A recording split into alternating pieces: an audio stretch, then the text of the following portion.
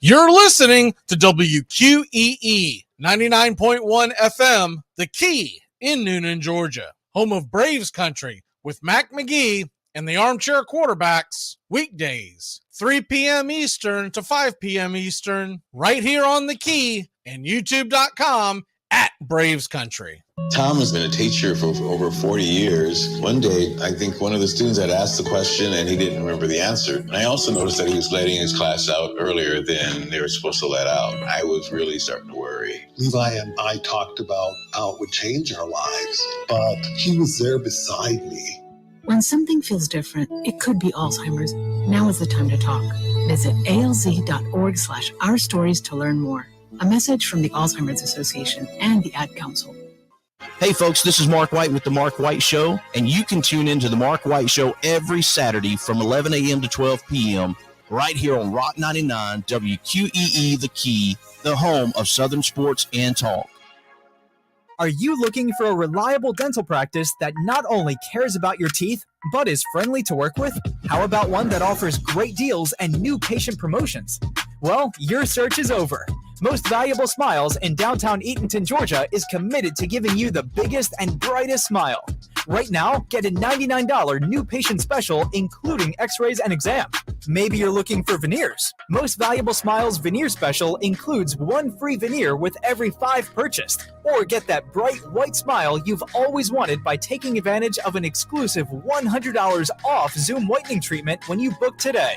And don't forget that 2022 is almost over. That means most insurance policies will reset by the new year, and to avoid losing that extra money, you need to use it or lose it.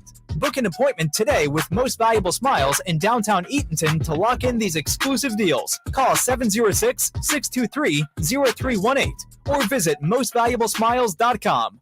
Enjoy sun-drenched days, epic stays, and plenty of room to roam in Greater Fort Lauderdale. Our hotels, attractions, and restaurants have taken the Visit Lauderdale's Safe and Clean pledge, so you can relax and explore with confidence. When you're ready for that well-deserved staycation, our 23 miles of golden beaches await. Find wide-open spaces to hike, bike, kayak, and paddleboard. Visit your favorite attractions, then dine out in style in dining rooms or al fresco on waterfront patios. Learn more at sunny.org.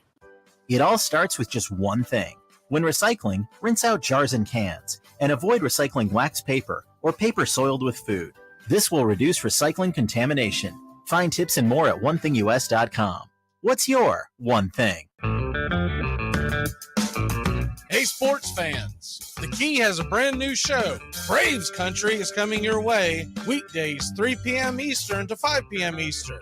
Drive time on WQEE. Braves Country is a Southern sports talk show with Mac Magee and the Armchair Quarterbacks. We'll be talking the Atlanta Braves and Major League Baseball, along with everything important to sports fans in Braves Country.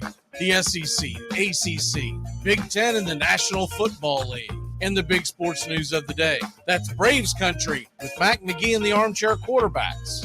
Weekdays, 3 p.m. to 5 p.m. right here on WQEE The Key, 99.1 FM, and simulcasting on youtube.com/at Braves Country.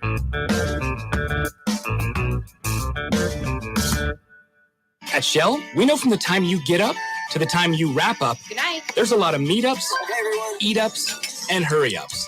So come to Shell and get 3 things done at once. Fill up with Shell V-Power Nitro Plus to help keep your engine running like new. Save up with the Fuel Rewards program and never pay full price for gas again. And snack up with in-store rewards to save even more at the pump.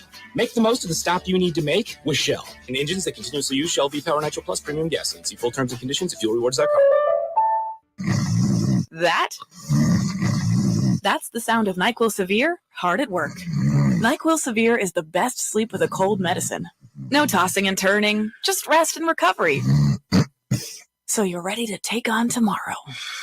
For powerful relief of your worst cold and flu symptoms, try NyQuil Severe. The nighttime sniffling, sneezing, coughing, aching, stuffy head, best sleep with a cold medicine.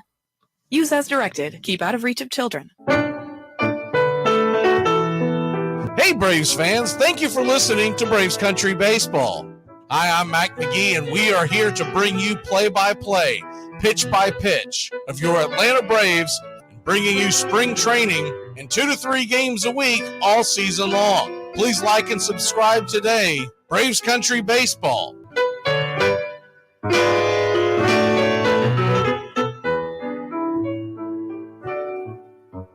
Winter is the perfect time to start planning for your healthy, pest-free spring lawn with True Green, America's #1 lawn care company. True Green's science-based approach and local expertise will help give your lawn the year-round care it needs to be thick and weed-free. Go to truegreen.com. Just call 866-946-5956 or go to truegreen.com today and get a lawn to be proud of. Hey, sports fans, it's Rod Peterson here, host of The Rod Peterson Show, inviting you to join us daily for 2 hours of Atlanta's funnest sports talk right here on WQEE. I say fun because it is. You've never heard a show like it because we make the listeners a part of the show every day between noon and 2 p.m. Eastern. You'll hear plenty of the best sports talk, including the latest on the Falcons, the Braves, and more. And who knows, you might even hear you. That's the Rod Peterson Show, daily at noon, right here on WQEE 99.1 FM. It's the best in sports and entertainment, and get locked in and locked down with Rhino Radio Penitentiary, 7 a.m. to 10 a.m. with your host, me, Ryan O'Neill, each and every morning, right here with the best in sports and entertainment, all the way from professional sports to college sports to River Dragons hockey and everything in between, including some of the very best local and national guests. It's the Rhino Radio Penitentiary, 7 a.m. to 10 a.m. Monday through Fridays, right here on 99.1 FM WQEE.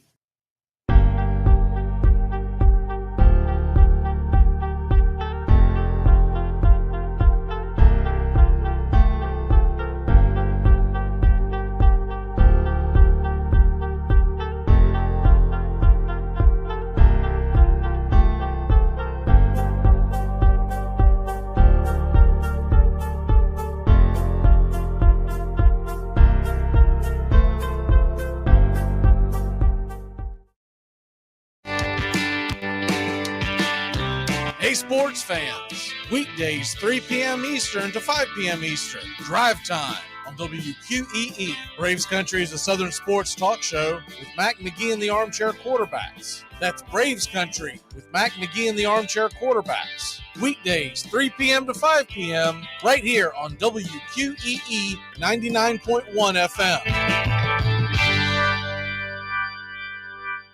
You're listening to WQEE 99.1 FM, The Key in Noonan, Georgia. Armchair. There's something kind of about a kid that's never played baseball. We have been hoodwinked, bamboozled, and flat out deceived. Why did you get so drunk?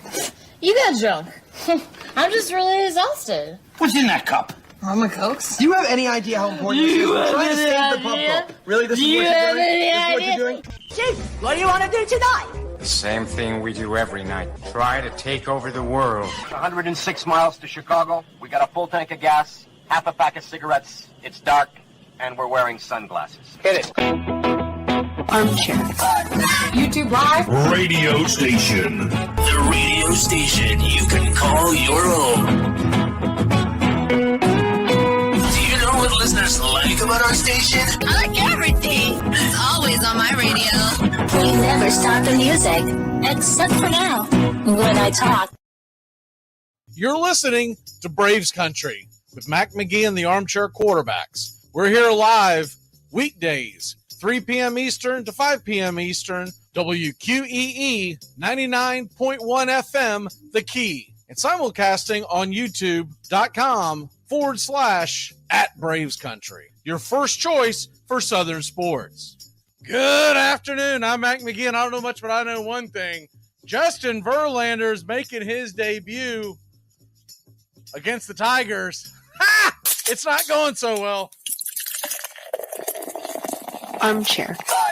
Community Access Channel. He's the armchair quarterback. He's full of beer and he's full of snacks. The all-American man. Hey, howdy, hi, and how the hell are you? I am a little bit in the weeds as I'm trying to get ready for today's broadcast. We got the game coming play-by-play, pitch by pitch to you here in the top of the hour. Braves versus Marlins. We'll get the lineup out here to you in just a second. Stephen Troche and Red Raider Doug are on the way. We're going to be talking some baseball this hour. I know sometimes we do a little, a little bit of basketball, a little bit of NFL. We're going to focus on baseball. We might throw a little bit of NASCAR your way, as this is the day we typically talk, but pretty much we're going to be all baseball today. And the biggest thing is Justin Verlander came out and gave up 2 back-to-back jacks, one of them to Javi Baez. And if you've seen the recent videos of Baez and how bad he's been performing at the plate, that's laughable in itself. It did not shock me that he had to get a little rust off. Other than that, Verlander pitched pretty well. But the Mets offense still stinks. They have scored 0 runs. It is 2-0, as you can see on the screen over my shoulder. They're going to be heading to the 9th inning. Bare minimum down 2 runs. Riley Green, who's at the bat now, he hit the first home run. It was an absolute bomb against Verlander, and then Baez finished it up. So we'll see if they can pad that lead. And whether the Tigers win this game or not, you got to be very concerned if you're a Mets fan. They are in danger of 3 outs away of being swept by the Detroit Tigers, arguably one of, if not the worst team in baseball. I'd say probably the worst team in baseball is probably Oakland. And look, all major league teams can beat anybody on any given day. And you can live with losing a game in a 3-game series of the Tigers. It's on the road. You can even see where you could lose the series, but to get swept, and one of them is a doubleheader. It's so hard to sweep a doubleheader.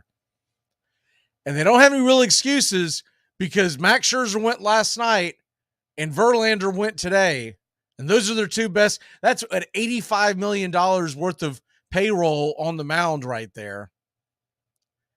And they looks like that they're very close to getting swept. And if that happens and the Braves win, Braves beat the Marlins today, we would be 6 games in front heading on to the weekend in the National League East. Right now, we're 5 in front of the Marlins and 5 in front of the Mets. So hopefully that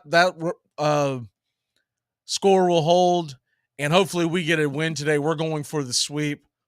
It's going to be a tough task because we've got Dylan Dodd coming up making the spot start, and he's actually pitched pretty well. He's had a couple of gaps, but he's pitched pretty well since going back down. Remember, he had the one really good outing on the road against St. Louis. He just looked terrible against the Padres in Atlanta. And look, that was a huge crowd. I think some of that was nerves.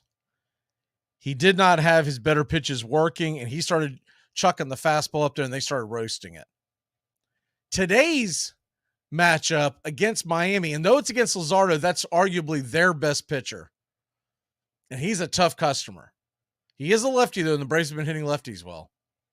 Ha! How about Marcell Ozuna? Break up Marcell Ozuna.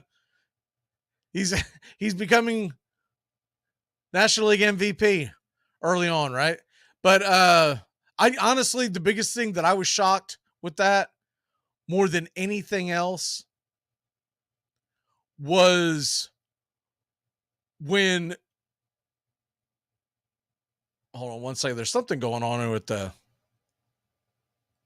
oh, never mind. It's an update that, man, the Cubs just got 3 of 4. They just lost 3 or 4 to the Nationals. You got to fire David Ross. David Ross has had enough time.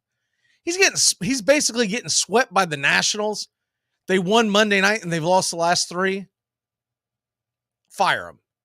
There's no reason why David Ross should still have a job in Chicago. They're in the middle of the rebuild. They're doing their thing. Fire David Ross. All right, we move on from that. But the biggest thing that I was shocked with Marcell Ozuna, back to that thought, is when I went to pull up the lineups today, and I know this sounds so dumb, but when you look at Marcell Ozuna's batting average and you see 147, I mean, that's almost Ted Williams like compared to what he's been hitting. Like 147. All right. He's almost getting respectable. He's below the Mendoza line, but he's above the Ozuna line. At this point, we'll take that. Now that's the good news. The bad news is he's at 4 home runs, and 2 of them came in back-to-back at bats last night. 5 of his 7 RBIs came in from last night. But he has been hitting the ball harder, and it looks like they're going to stick with him at least for a little while. We'll see. I still got to see him on the roster when Travis d'Arnaud comes back. And a healthy Michael Harris and everything. That's what I've got to see. Now, Harris is not in the lineup today. We kind of figured that was going to be the case. They're saying that he's going to avoid the IL. And so that's the good news. Bad news is Kyle Wright did go to the IL. And that doesn't really shock anybody. He went to the 15-day IL today. Michael Harris is not in the lineup, but he's not on the IL. So that's what you have right now going on in the series coming up here. The series ender, Braves going for the sweep. The lineup looks like this today. You got Acuna, Olsen, Riley. We'll do the entire lineup right before first pitch with batting averages and everything. Acuna, Olsen, Riley, Murphy, Albies, and Grissom. Those are all the same. In fact, Ozuna was hitting number 7 as well. So everything is the same from last night. The difference is you've got Rosario hitting 8th, and Kevin Pillar will play center field because of the left-hander. I was wondering how they would attack that, but they went with Kevin Pillar in center field. So we'll see how that goes. He played a little bit of center field during spring training, but we'll see how he fares. Now, the Miami lineup looks like this. It's vastly different than what it was the past couple of days. They're giving a couple of guys a day off. So John Birdie is going to be the leadoff batter. I'd say a lot of that's got to do with the fact that you got a lefty in Dylan Dodd going to the mound today. But Birdie is going to be playing shortstop, which hasn't changed, but he's going to be the leadoff batter. Jorge Soler, the DH, that has not changed. And then Arias moves up to the number 3 slot. He had been hitting 4th. I still think Arias should be at the top of the lineup. I don't understand why Luis Arias, by far the best hitter on the Marlins, by far the best guy to get on base, is not hitting either leadoff or number 2, like right there. I would personally have him hitting leadoff, but whatever. 3, 4, I just think you're missing out getting him on base and causing problems.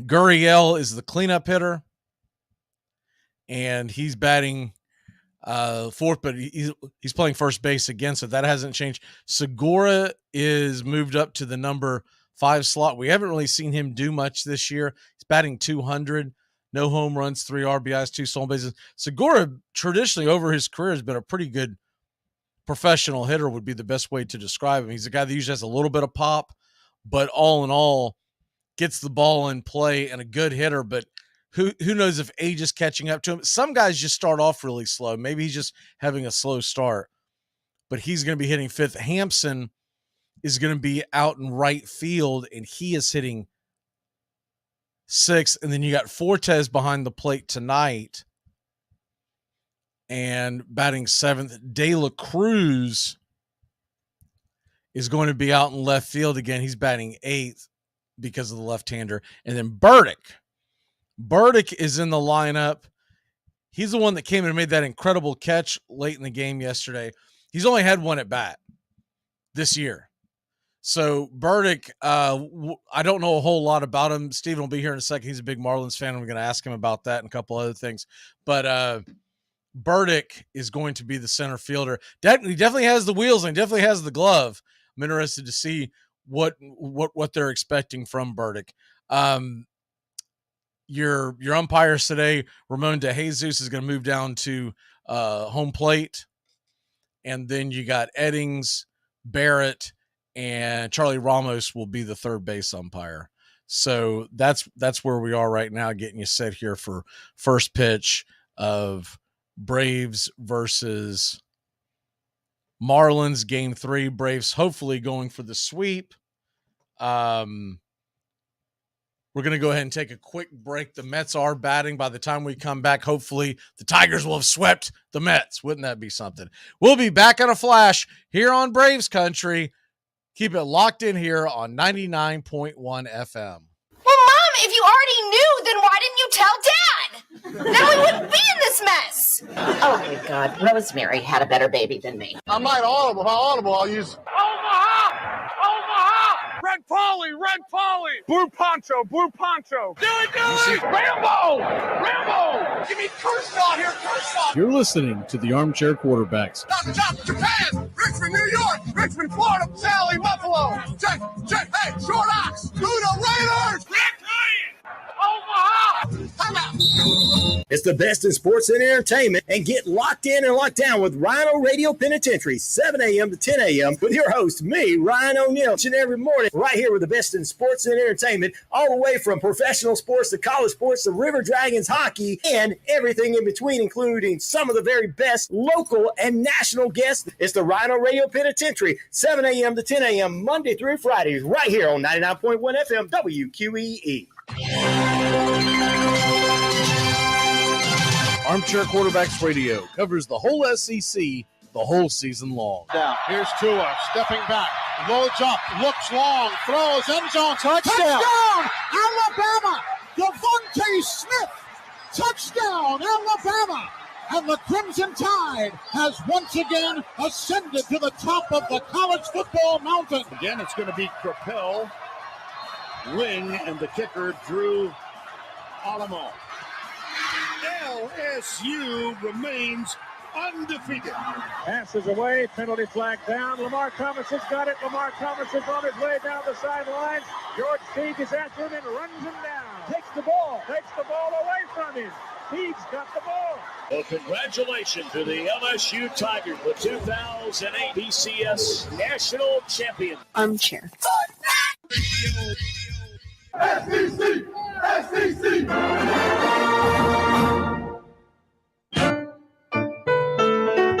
Hey, Braves Country! Braves Country HD is bringing you Braves Country Baseball. Braves Country comes to you every Tuesday night and Friday night, and 2 bonus games every week. Hi, I'm Mac Magee, and we'll be bringing you play-by-play, pitch-by-pitch of your Atlanta Braves. It's free to listen. Please like and subscribe. YouTube.com/@Braves Country. Braves Country Baseball for the fans, by the fans. The Cleveland Browns, who joined the NFL and won the championship in their first year of play. Their creator, Paul Brown, was a master innovator. The fabric of pro football was altered by this man and his team. From sending in plays from the sideline to the invention of the face mask, it was Brown's intention that everything his team did would be ahead of its time. And that meant being the best. Quarterback Otto Graham and a thundering fullback named Marion Motley fueled a string of 10 consecutive division or league titles. Armchair. It's the best in sports and entertainment, and get locked in and locked down with Rhino Radio Penitentiary, 7 a.m. to 10 a.m. with your host, me, Ryan O'Neill, each and every morning, right here with the best in sports and entertainment, all the way from professional sports to college sports to River Dragons hockey and everything in between, including some of the very best local and national guests. It's the Rhino Radio Penitentiary, 7 a.m. to 10 a.m. Monday through Fridays, right here on 99.1 FM WQEE. Look, I got some bad news. I guess there isn't a good way to tell you something like this. Your goduncle died. My goduncle? There's no such thing as a goduncle. Yes, there is. It's your godfather's brother. You remember your goduncle, Charlie. Oh. Yeah, as much as I'd like to pay my respects, catch up with my god cousins and meet the god neighbors, I have some urgent business that just can't wait until later. All right, here's your popcorn and the remote. There, enjoy your show.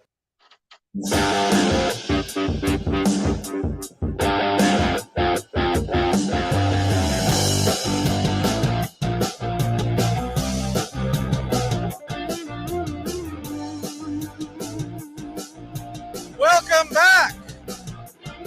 Red Raider Doug joining us, and Steven will be here in just, here he comes. He's coming in. And Atlanta Braves, Miami Marlins, game number 3 on your way. It's going to be here at the top of the hour. We'll have pitch by pitch, play by play. Doug, how are you today, sir? Hanging in there. More so than I can say for David Ross. Dude, they got to fire this clown. He's 15-16. He lost 3 out of 4 to Washington. I mean, come on. I've got a new rule. I am not betting on the Cubs until David Ross loses his job. I can't do it. I can't trust him. I saw him do 3 things, so I won't get into the weeds. But I saw him do 3 stupid things today that I can't take it anymore. So the money that I won off of the Tigers Mets going under the first 5, I lost with the stupid Cubs in a parlay. Steven, how are you? Man, I'm doing great, aside from the Marlins getting clobbered by your Braves. Well, that's a good thing. Hang in there. It's all about the rebuild, right? You sure? Hey, the good news is you're hanging in there with the Mets. They just got swept by the Tigers. Yeah. I'm sure Verlander had a nice homecoming today.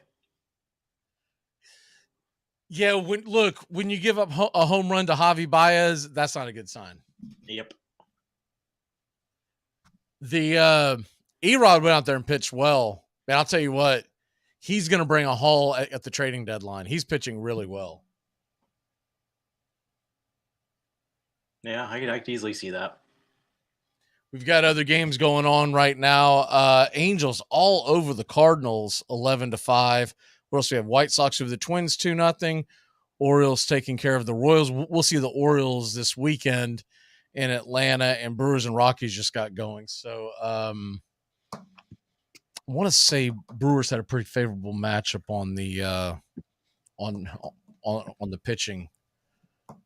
There was a stat that was out there, and I can't remember number by number, so I'm not even going to try to recite it. But long story short, yesterday I saw that Eric Lauer gets owned in Coors Field. So I pushed my chips in on the Rockies, and they pounced on him, beat him. I think beat him 6-0, something like that. It was a nice little haul. And the Braves continue to get undervalued in Vegas. Today, I don't like betting on them because Luzardo's by far Miami's best pitcher outside of Alcantara, who just isn't quite there yet, right? But what I do like in this game is, where is it at? I have it jotted down here somewhere. It was Dylan Dodd holding the Marlins to under 2.5 runs in the first 5. I don't love the rest of the numbers, but that one I kind of like. Because if I'm going to take Dylan Dodd to beat Jesus Luzardo on the road, I want some plus 140 action, right? And that's not what they're giving you. It's like it's right at a pick 'em. Steven, you got any picks for today? Yeah, I mean, I was like you kind of covered the main stuff on the Marlins Braves game. I'll leave that alone. I don't want to put any kind of juju on that today. Come on, man. We need another sweep. I want to be 6 in front of the Mets heading into the weekend. Oh, trust me, as a not Mets fan, I would love that. Well, now, so looking forward at the Toronto Boston game. One I love is over 5.5 strikeouts for Gausman. Is that minus 165? But I'm sure that you can find a better number at other books. Yeah, I mean, he's just been one of the best pitchers in baseball this season. Doug, do you have any picks for today? Oh, well, the one you had brought it up with the Tigers sweeping the Mets. That was my big deal today, was with them. But I was going to mention too, with this game with the Braves, I'll go ahead and put some juju on it. I have to ask, which Dodd is going to pitch tonight? The Dodd that shut down the Cardinals in his first start and only kept them to 1 run, or the Dodd that gave up 7 runs in its last start? Well, I think it's more likely it's going to be the first one, because the first he was on the road, right? Didn't have a lot of pressure on him. And you talk about the least amount of pressure you could ever have is pitching in Lone Depot Park, where there's going to be like 35, maybe 36 people there, right? So it's going to have that spring training type feel to it. And I think that the reason, one of the reasons that he pitched so poorly in Atlanta, first of all, he's playing the Padres, and let's be honest, that's still a really good offense, even before they added Tatis back. But his other pitches weren't hitting, and he had to go to his fastball, and he's not blowing his fastball by anybody. He's got a low 90s fastball. He's got a fine fastball, but his other things have to be hitting. And he didn't have it. And then the other thing was they put him in on a Sunday night baseball game, national television, his first home start. The place was sold out and rocking. That had to have played into a young kid's mind. I'm not trying to make excuses, but there's a bunch of excuses. You just pick one of them. True. All right. Okay. I'll throw one bet out there for the game. Yuli Gurriel is he is much better versus left-hand pitching. For him to hit a home run today is plus 850. I mean, that is fantastic odds in my eyes. It's more than double the odds of Marcelo Ozuna. If that do you really, have to have like odds in front of you for him to get like a base hit, 2 base hits, that kind of thing? Let's see. For Gurriel or yeah. Let's see. They don't have a line for him specifically. They only have one for Marlins. Arise, Soler, Fortes. Because I would be interested in that to see what his odds would be to get a base hit. Because he doesn't have a lot of power, but I could definitely see him.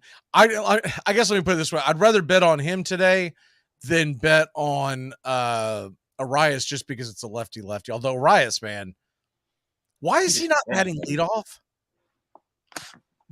Just because they're figuring he's hitting so well. If he's going to be getting hits, might as well try to have runners on base while he's getting them. If he's the best hitter in baseball right now, why would you try to pass that up? I don't know. To me, it seems like he should be sitting somewhere first or second. I want you to have to face him as many times as possible. And because they have who they have in Soler, I probably wouldn't move Soler out of the number 2 spot. But I think I would have Arias batting leadoff just because I want you to have to face him 4 or 5 times. This is the first time he's batted third in this series, and it's against a lefty. Before this, he was batting fourth the first 2 games, and I just don't get it. Yeah, he's been bouncing around. Honestly, I think his ideal spot would be in the 2 hole, but hitting 3 is probably the next best thing outside of leadoff. But I love John Birdie in that spot as long as if he can keep getting on base, you want that kind of speed with those with a hitter like Arise behind him. Soler did so well for us batting in the 2 spot, and sometimes he even had him leading off. I can't argue with him hitting there, but I just think Arias should be higher. He's not going to rake in home runs, so what's he doing batting cleanup, right? It just seems misplaced. Yeah. I think versus lefties, maybe have him at the 3 spot where he is today, but versus righties, I want him either hitting leadoff or I want him on the number 2 spot. I tried to go to underdogs to see if your boy Gurriel's on there, but he's not an option today. Yeah, I'm not seeing him anywhere. They have De La Cruz over under 0.5 singles. If I'm going to take anything on that, I'm going to take the under because he's batting 8th, first of all. So he might only get 3 at bats. And second of all, he's going to be going up against a lefty. Third of all, he is cold as ice right now. Right. I don't like that one. Do you know, okay, if you're looking at it and it says Ozzy Albies 0.5 singles, does he have to get a single? So in other words, if he goes out and gets a double, do you get screwed? If he goes 1 for 4 with a double, do you get screwed on that deal? Yes, because I think that's specifically for singles. Oh, that's garbage. I'd rather go off of bases then. All right. Yeah, total bases is usually the way to go because one double can easily fill that. Well, from what I see here, the one that I would like the most would be Jorge Soler, 1.5 bases. You figure he's going to bat 4 times. If he does get a hold of one, it's bare minimum going to be a double. True. All right. Moving on from that real quick, what's going on in the world of NASCAR, guys? Well, you had Doug. Oh, no, I was just saying we've got a race at Kansas this weekend. And you got Denny Hamlin coming off his big win last week Monday at Dover. And the last time he won a Monday race going into he won 2 in a row. So that's going to be real interesting this weekend to see. He's got the odds. He's favored at what was it? I think he's plus 750 to win this weekend. So I was looking to see if he can equal his mark he did in 2017, the last time he was in this position. Yeah, I mean, I actually like Hamlin finished second. It was Truex that won last weekend. Still that same Joe Gibbs racing. Truex. I'm sorry, I meant to say Truex. I'm sorry. Oh, you're good. But no, I mean, yeah, Truex. I mean, both of them are going to be favorites this weekend. I mean, like it was actually an all Truex affair. Martin's younger brother Ryan Truex won the Xfinity race on Sunday. Yep. So it really shows like that's their home track. Really shows the dominance there. I mean, coming into Kansas, it's a 1.5 mile track. It's pretty similar to Las Vegas, which we raced earlier in the year, and that was an absolute Hendricks domination. William Byron won it. I believe Kyle Larson and Bowman finished in the top 5 as well. And there's nothing over the past few weeks has led me to believe anything else is going to be different. Yeah, I agree. Chevy specifically dominating this course. Mm-hmm. You're probably looking up. Now, there was one person outside this race that I was looking for this weekend just because he's making a lot of noise, and he has done well at Kansas in the past, I believe. But if you're looking for a longer shot bet, I guess, is to take Ross Chastain. He's at what, plus 1,400? That would be my kind of like my stupid underdog bet if I were betting on this race this weekend. Yeah, I mean, like the one kind of stupid underdog I'd be going for is Bubba Wallace. He's at plus 1,600. The 23XI team has been really dominating this track over the past few years, and he's kind of getting back into a groove. Finished, I think, 12th last week, or after a top 10 performance before that. I think he's really starting to get into it, and I like his chances this week. I do too. I just have this feeling. It's like you said with the Hendricks. I got a feeling that you're going to be staring down Kyle Larson, Byron, and Truex all day. It's going to probably be your top 3. Yeah, I could easily all day see that. long. I just have that sickening feeling. That's going to kind of be a long, drawn out race with the 3 of them.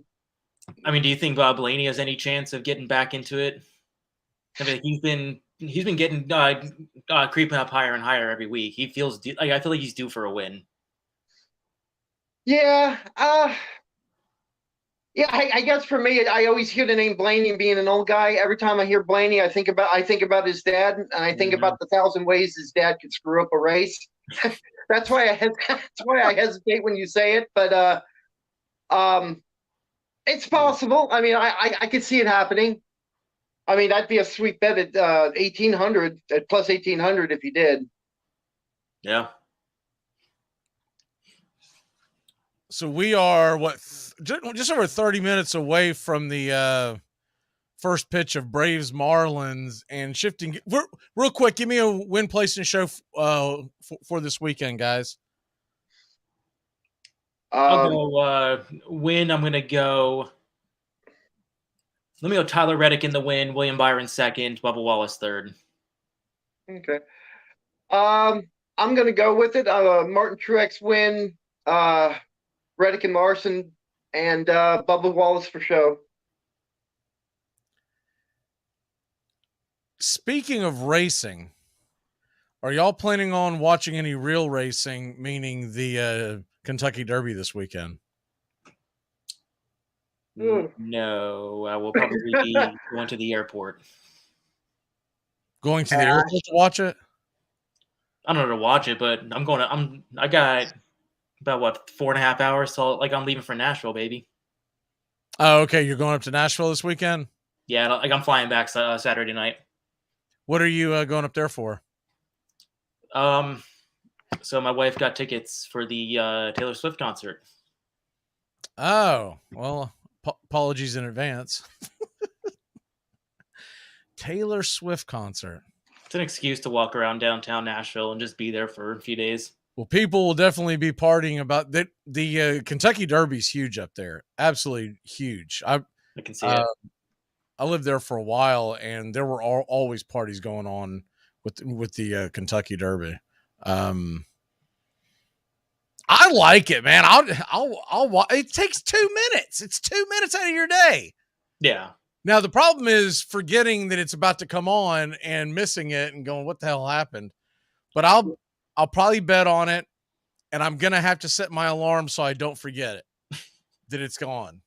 Because they'll tell you it's gonna start at like 6, and it'll start at some weird time like 6:18, and then it's over with by 6:19 and some change. So I like watching it. I like betting on it.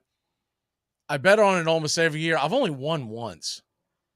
Like in the 90s, I won a bet on Gopher Gin won it. And that's the only time that I've ever won the Kentucky Derby. And yes, I had been drinking when I put money on Gopher Gin.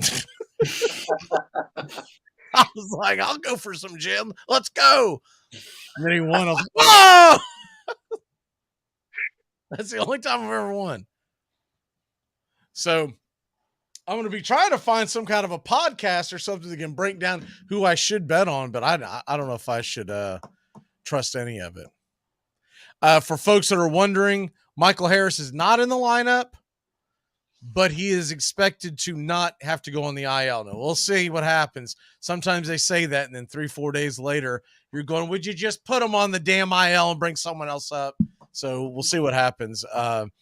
For folks that might have missed it, it was a little later in the game last night. He was running out of infield single and tripped, and his right leg, when he tripped, he was trying to get his balance, kind of hyperextended his knee. And when it looked a lot worse than I guess it probably was. He did walk off on his own power. And the good news, in case you're just joining us, the Mets have gotten swept in Detroit. And I never would have thought, when you told me a week ago that Verlander and Scherzer are going to be going up against the Tigers in Detroit, I'm like, oh God, they're not even going to lose a game. They didn't just get swept. Their offensive bats were absolutely putrid. Mm-hmm. I think they scored 1 run in last night's game. I believe it was 6-1. I'm pulling up the scores right now because I'm just curious what the curiouser. Okay, the first game they scored 5, but the last 2 games for Scherzer and Verlander on the mound, they scored a combined 1 run against the Detroit Tigers in a pretty hitter-friendly ballpark. I was kind of curious for Scherzer's start. He looked kind of lost without some kind of substance on that ball or on his hand. Yeah, exactly. Amazing. Did you see all his excuses in the post-game press conference last night? Mm-hmm. It was, this is rust. This is what happens when you don't pitch for 10 days. Now, this is what happens when you don't have sticky tack all over your fingers. Yeah, he kept looking down like he had just lost his best friend. He better go north of town when he gets home and go talk to Garrett Cole and find out how he got straight. Because, come on now. Can't be blaming, it was off. You missed 1 start and you're going against the Tigers. Yeah. Let's not talk like this is like he was going up against the 27 Yankees. Anyways, kind of a light slate in Major League Baseball today. We're going to take a real quick break. When we come back, we're going to hit up the rest of it, and then we're going to get you set for Braves Marlins. We'll be back in a flash here on Braves Country. Keep it locked into 99.1 FM. The Key, and Braves Country HD on YouTube. If you're arrested for bribery, can't you just bribe your way out? I mean, you're a briber. That's what you do. Armchair Quarterbacks Radio, living in an era of baseball where the impossible is unfolding right before our eyes. Salvador Perez, the 2-2. Popped up, Sandoval in foul territory. Giants win! A World Series win for the San Francisco Giants for the third time in the last 5 years. And their hero, Madison Bumgarner. The 1-2 again. Inside corner. The Royals, 2015 World Champion. This is going to be a tough play. Bryant, the Cubs win the World Series. Bryant makes the play. It's over. And the Cubs have finally won it all. But the game right now is at the plate. Armchair. The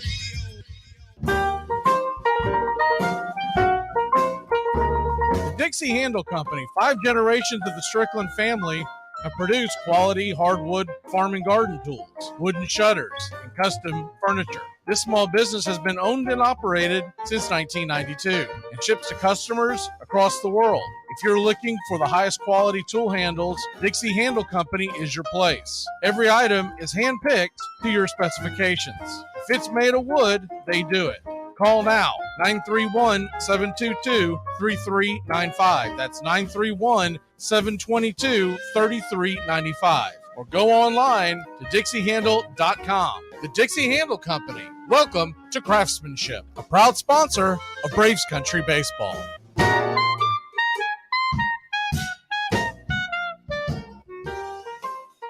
You're listening to WQEE 99.1 FM, The Key in Noonan, Georgia, home of Braves Country with Mac Magee and the Armchair Quarterbacks, weekdays, 3 p.m. Eastern to 5 p.m. Eastern, right here on The Key and YouTube.com at Braves Country. Richie's gone.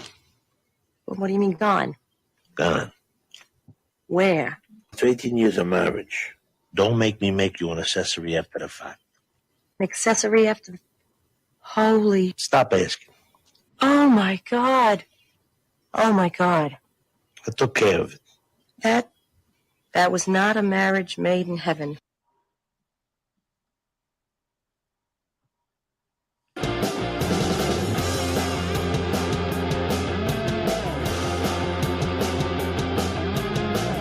Welcome back.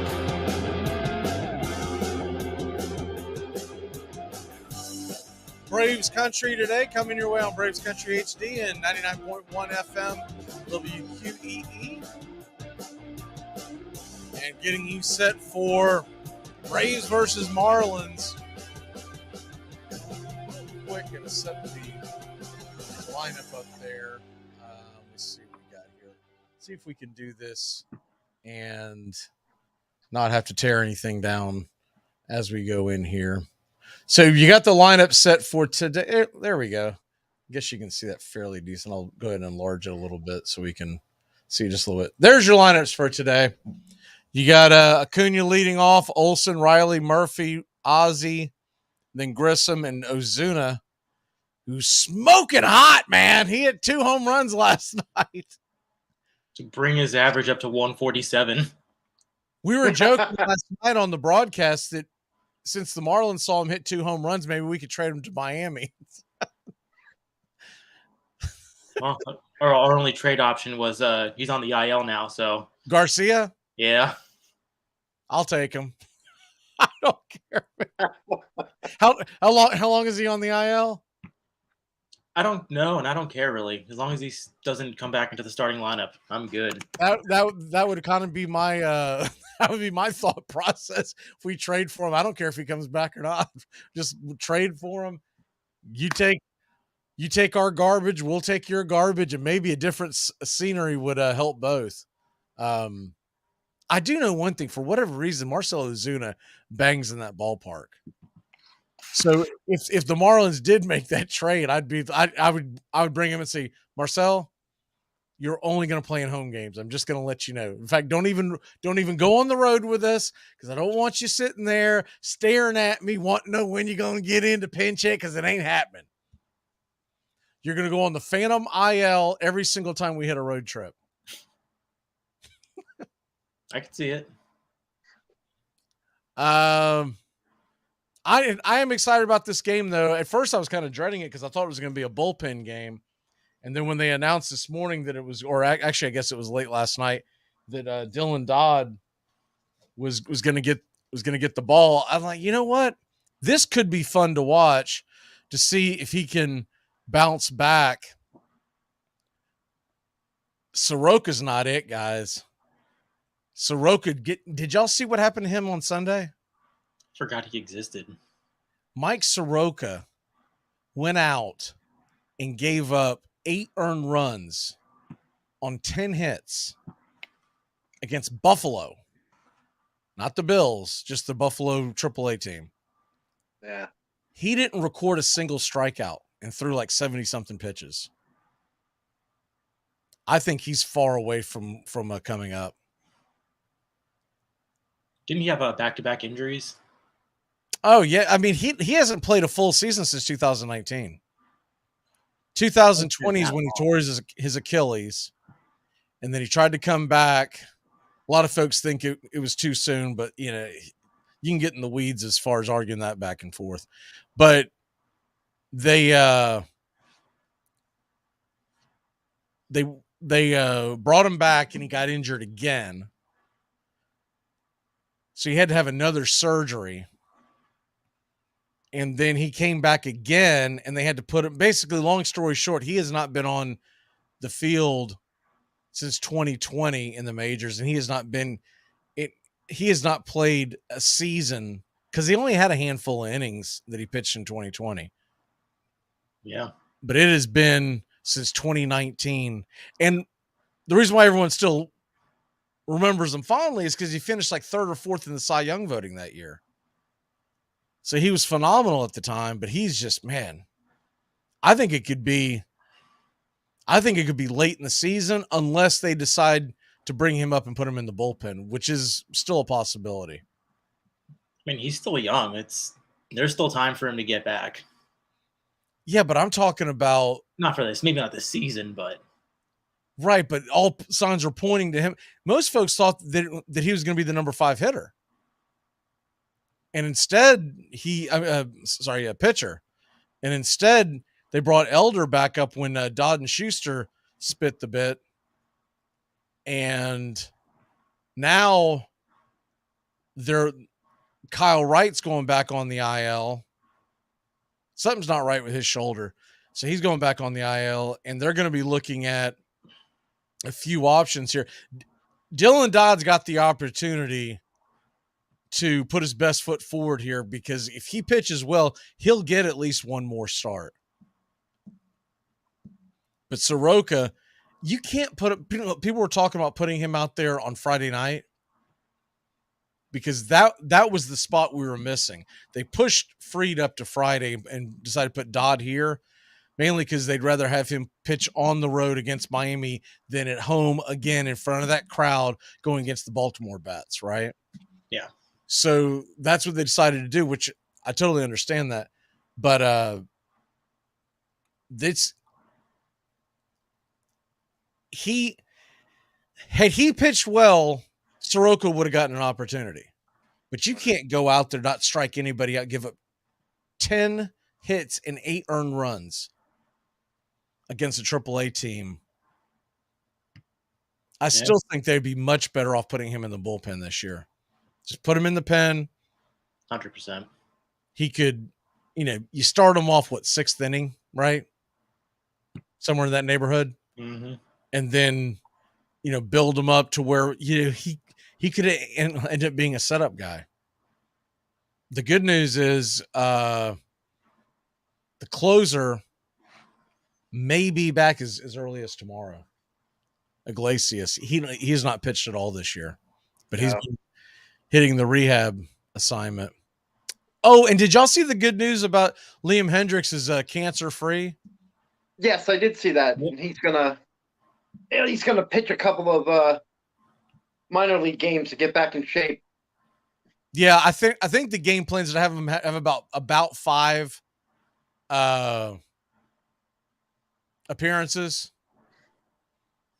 in the minors, because he didn't go through any kind of spring training, so he's been kind of tossing the ball down there. So he's gonna have, they said, between 4 and 5, and then they desperately need him. Not that there's any games to close out for the White Sox right now, but yeah. Well, I was just gonna say some comment what you were saying about Soroka. I would give him a couple.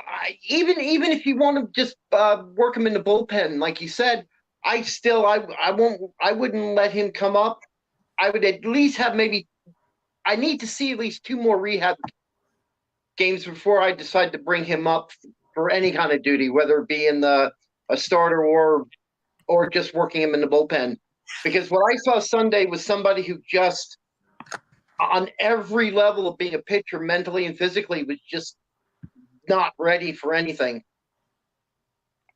I mean, that's what I saw, and that's just watching him go through that and seeing the highlights from it. I didn't watch the game per se. I just watched, they were showing highlights from him, and it just, I would do a couple of rehab stints before I even considered bringing him into Atlanta again for any kind of duty at all. You said duty. Duty. That never gets old. I know. Yeah, I don't know what to.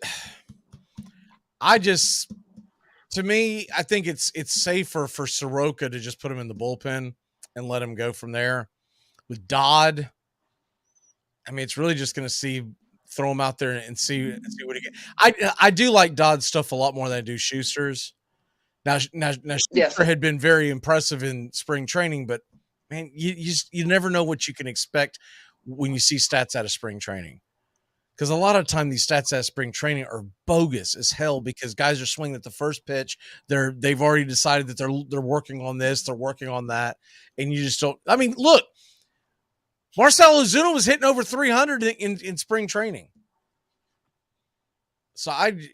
But going forward, looking at, you typically need around close to a dozen pitchers anyways to make it through a major league season. Mm-hmm. And I do think Soroka's going to get an opportunity at some point to start. I hope it's much farther down the road. If he gets thrown in there in the near future, it's going to be out of necessity because of an injury. Nobody wants that. But he doesn't look ready. So I've got the minor league baseball pass, and I went back and watched that out. He was all over the damn place. All over the place. And Now Buffalo roasted that entire pitching staff, so Buffalo must have some good hitters. But still, man, it's AAA. Yeah. There's a big damn difference between AAA and the majors. And if you're not, I mean, you don't get one strikeout in today's game in AAA. Oof. That's not good. And you can't come out going, well, I was just working on some stuff. This isn't spring training, right? I was just working on some stuff. I don't really know. It's concerning when you give up that many runs, that many hits, and you don't strike out a single person. Yeah, I mean, when you go down and you pitch in a AAA game, coming back up into the majors, that's pitching there is supposed to be just more of a formality. Okay, I worked this out, got a couple of strikes, I'm fine. I'll start next week wherever you need me. Not sit there and just be blasted by minor league hitters. It's not supposed to be a grind. I don't mean to cut you off, but I got a question for Steven. Mm-hmm. This kid Burdick, what do you know about him? He's one of those 3 true outcome players. Well, really 2. He's either going to hit it 500 feet or he's going to not touch the ball. Kid can mash. So is he one of your higher prospects or no? Yeah. I don't know. I think he's got to be top 5. Okay. I'll tell you what, he made a hell of a catch at the wall last night. I mean, it was a snow cone job where he was running towards the wall, backhanded, And I mean, he stuck his look. If that ball was 2 inches further out, it's probably a triple. It was an incredible catch, and then he had the wherewithal to slam on the brakes and not like dislocate his spine as he was going to go slam into the wall, and got the ball back into the infield quickly. Yeah. But he only had the one at bat, so I didn't really get much of a take on him today. Or last night, excuse me. I was just curious what his story was. I didn't know if he was if he was just a guy that they picked up, or what his deal was. Because most of the other hitters for Miami, I've seen quite a bit over the years. I am a big fan of Hampson. I think Hampson is a solid player that could fit into any team. Maybe not start like the Atlanta Braves wouldn't be excited for him to be starting, right? But I would love to see him in a rotation in our outfield, going up against, in like a platoon situation. Can we send Ozuna to you for Hampson? Can that happen? Can we get $50 million as well? We will give you. We'll give you Adrianza too. Can we get $100 million in cash? We will. Let's talk. I'll have my guys talk to your guys. I'll tell you what the most disappointing thing about the early games, and there's nothing on tonight, Major League Baseball, is that no MLB big inning tonight. Yeah. I have gotten just like addicted to that. That is like for people who don't know what I'm talking about, it's like the red zone, but it's Major League Baseball. But they only put it on for like 2 hours, and it's usually 9:00 to 11, or maybe it's 9:30 to 11:30, somewhere in that area. But they don't do it at night if there's only a couple of games like we have today. Makes sense. But it is the coolest thing because they'll quad box you, they'll dip it. When they first started doing it, they used to call it something else, but when they first started doing it, they did it on Tuesdays and Friday nights, and they would take you 2 game per game, and that was it. And they finally got with it and started realizing, hey, we need to get to the action. And they'll quad box you, and they'll change the volume on the quad box. I'm telling you, the red zone could definitely learn from this. You very rarely now on the big inning see 1 game at a time. It's usually at least 2. True. If they only have 3, then they just throw their little logo big inning there. I'm like, dude, y'all are missing out, dude. Put Coca-Cola up in there, man. Put, Chick-fil-A. Right? You'll sit there, stare at it, start drooling. Doug, what is your walk-off for the day? We're about to run out of time. My quick walk-off is, has anybody, especially in fantasy, noticed how many pitchers are gone for the season? How many we've lost to Tommy John surgery? And is this going to be an entire rest of the fantasy season where we're going to have to, whatever teams like Cleveland bringing up their AAA guys to start, it's going to be a season of trying to pick up the next big thing? I don't know, but I know I won't be able to brag for this for long, but has anyone noticed that I'm undefeated in both our leagues? You were here. I'm glad you mentioned that. You were undefeated in the one league simply because I was having my gallbladder ripped out and I forgot to set my lineup. Here we go. The sun was in your eyes. I hear you. Steven, what is your walk-off for the day? I'm gonna go with a lock for the walk-off. For the game tonight, Toronto and Red Sox. Blue Jays minus half a run in the first 5 innings is minus 125. Gausman going against Brian Bello. I think that should be an easy matchup for the Jays. Oh, yeah. Well, my lock once again is going to be Miami minus 2.5 runs the first 5 innings. It's only 4 innings. Under 2.5 runs? What's that? Did you say under 2.5 runs? Under 2.5 run the first 5 innings.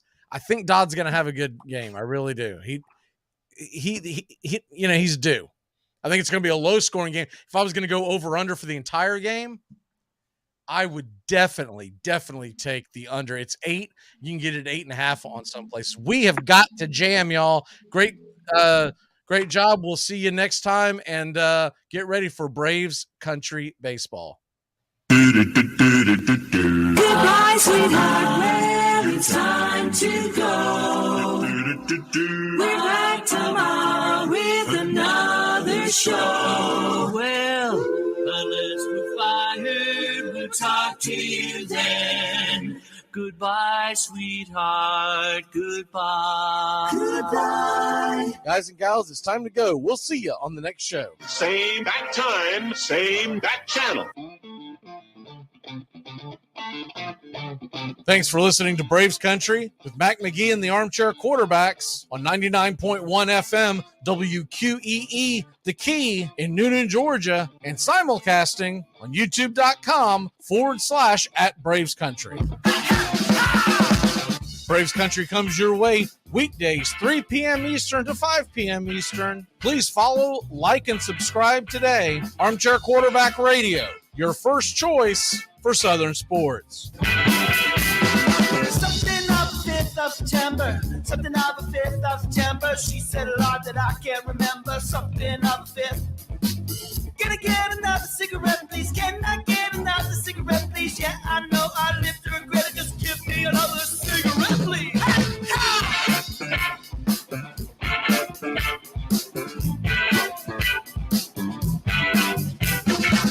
Can I get another cigarette, please? You're listening to WQEE 99.1 FM, The Key in Noonan, Georgia. Hey, Braves Country. Braves Country HD is bringing you Braves Country Baseball. Braves Country comes to you every Tuesday night and Friday night and 2 bonus games every week. Hi, I'm Mac Magee. We'll be bringing you play-by-play, pitch-by-pitch of your Atlanta Braves. It's free to listen. Please like and subscribe. YouTube.com/@Braves Country. Braves Country Baseball for the fans, by the fans.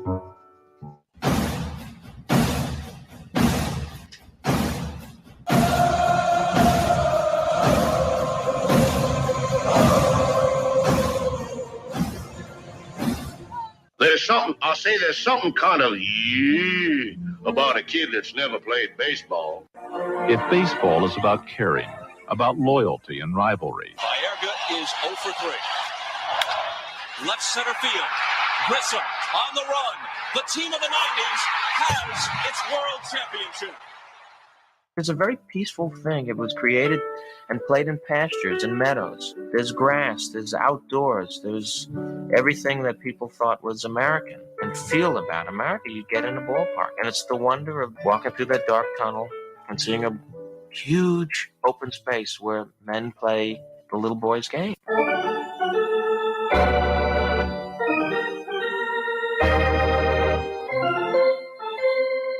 I believe in the Church of Baseball.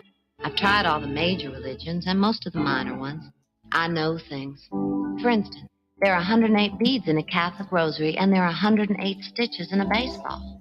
I prefer metaphysics to theology. You see, there's no guilt in baseball, and it's never boring. It's a long season, and you gotta trust it. I've tried them all, I really have, and the only church that truly feeds the soul day in, day out is the Church of Baseball. Touch 'em all, Joe. You'll never hit a bigger home run in your life. A room in right center. If he hits one there, we can dance in the streets. The 2-1. Swung line drive left field. 1 run is in. Here comes Green. Here's the throw to the plate. He is safe. Braves win. Braves win. Braves win. Braves win. You're in Braves country.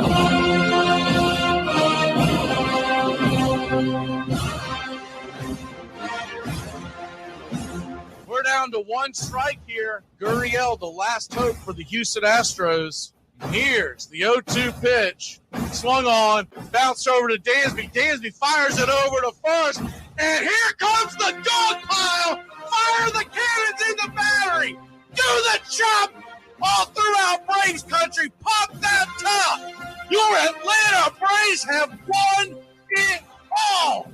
Oh, say can you see by the dawn's early light what so proudly we hailed at the twilight's last gleaming, whose white stripes and bright stars through the narrow the ramparts we once were so gallantly streaming, and the rocket's red glare, the bombs bursting in air, gave proof through the night that our flag was still there. Oh, say does that star-spangled banner yet wave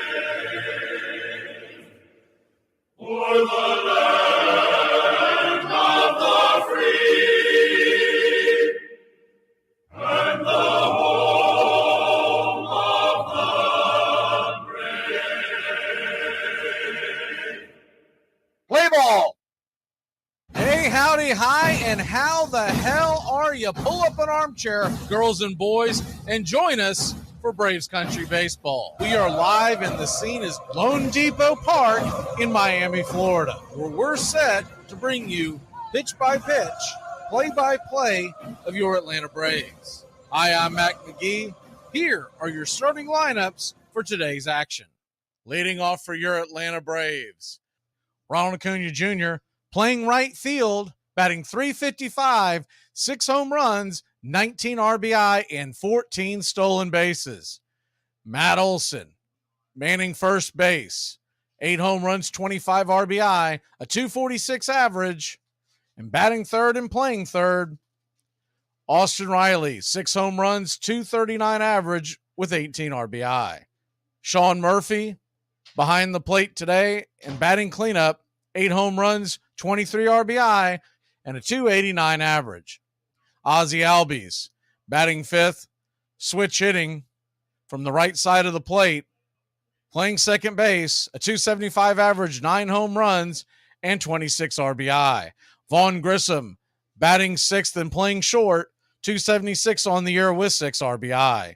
Marcell Ozuna is your designated hitter with 4 home runs, 2 last night, 7 RBI, 5 last night.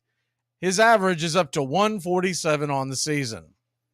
And Eddie Rosario, batting eighth and playing left field, batting .224, 3 home runs, 9 RBI, and a stolen base. And Kevin Pillar will be your center fielder. 2 home runs on the year, 7 RBI, a stolen base, and a .259 average. On the mound for your Atlanta Braves, Dylan Dodd. He'll come into the action, a 1-1 record, 7.71 ERA, 9 innings pitched, 6 strikeouts, 1 walk, and 2 home runs allowed. He'll be squaring off against Jesus Luzardo, another southpaw. He's 2-1 on the year, a .348 average, 134 whip, 33 innings pitched with 38 strikeouts, 11 walks, and 4 home runs allowed. And the Miami Marlins offense looks like this. Leading off and playing shortstop, John Birdie, .241 average, 2 home runs, and 8 RBI. Jorge Soler, the designated hitter, batting .202 on the year with 5 home runs, 10 RBI. Hitting third, the second baseman, Luis Arias, .432 average on the year, 1 home run, and 12 RBI with 1 stolen base. Yuli Gurriel is the cleanup hitter, batting .310 with 2 home runs and 5 RBI. Jean Segura, batting .200, 3 RBI, 2 stolen bases, and playing third. In right field, Garrett Hampson, .265 average, 1 home run, 5 RBI, and 2 stolen bases. Nick Fortes is the number 7 hitter behind home plate, a .222 average with 1 home run, 5 RBI, and a stolen base. And De La Cruz is in left field with his .250 average, 2 home runs, 9 RBI, and a stolen base. Burdick is the center fielder. He's 0 for 1 on the year. No home runs, no RBIs, and no stolen bases. And that's your lineups for game number 3, Braves versus Marlins, with the youngster Dylan Dodd getting another shot here in the majors. Max Fried has been pushed back till tomorrow against Baltimore. Well, it's about that time. Get you a cold one, grab you an armchair. It's time for Braves Country Baseball here in Miami, Florida, Lone Depot Park. Braves pulling out those brooms, going for the sweep.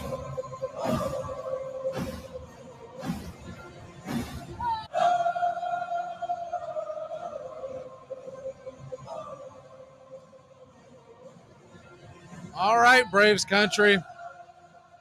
Hope y'all are ready for game number 3. I see the questions about Harris. They're saying that he's not going to need a stent on the IL in case you missed the pregame show. He's looking like he's going to be missing tonight's game, and then we hope he's back by this weekend. But the way that they usually treat him with kid gloves, I'm not going to bank on it. It wouldn't surprise me if you get Hilliard and Pilar in the lineup instead until he's back 100%. And does that mean that he doesn't go on the IL and that we're down a player for a few games? That may be the case. But with the days of the designated hitter here, it's not as big a deal anymore to be down that one batter like it used to be. Used to, it would really handicap you because you would go into a game and just not be able to figure out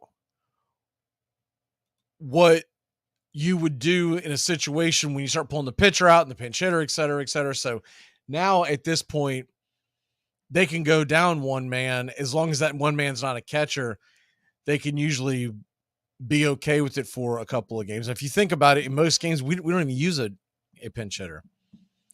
So we are just about ready. It's baseball time in Braves country. The first pitch on the way from Luzardo is on the way for a strike right there at the letters, and it's 0-1. Miami coming out with their white uniforms. Miami written in black across their chest with the neon surrounding it. Black letters, black numerals on the bat. The 0-1 pitch down below the knees. Swing and a miss for a strike. It's 0-2. Braves are in their road gray pants, road blue tops with the red Braves across the chest and the tomahawk. The 0-2 pitch is in the dirt. Taken for a ball, it's 1-2. Ronald Acuna Jr. comes in batting .355 on the year, 6 home runs, 19 RBIs, a .1039 OPS.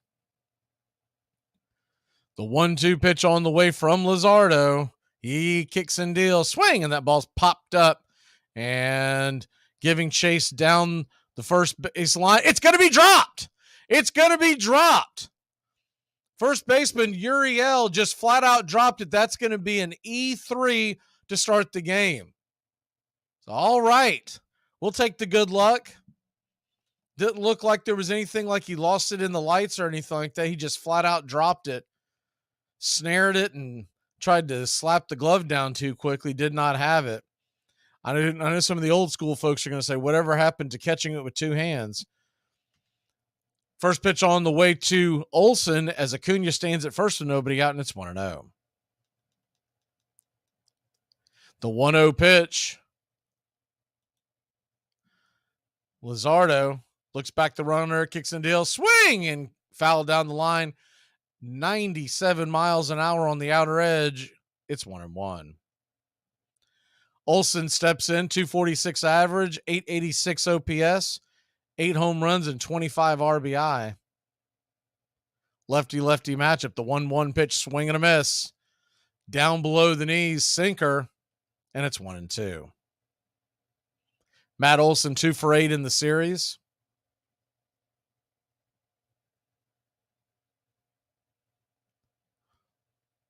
Marlins in a bit of a shift. The 1-2 pitch, swing and a miss, strike 3. Pitch just fell off the table, and Olson went fishing. And there's one away. In case you missed it earlier, the Detroit Tigers have swept the New York Mets. Justin Verlander taking the loss today. The first pitch on the way from Riley from Luzardo is a swing and a miss strike in the top of the zone. It's 0-1.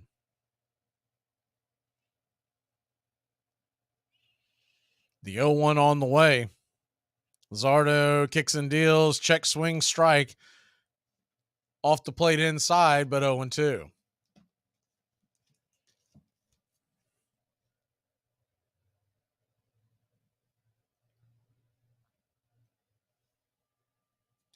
Runner on first, one out. The 0-2 to Riley. Luzardo does a quick flip over to first to keep Acuna close by.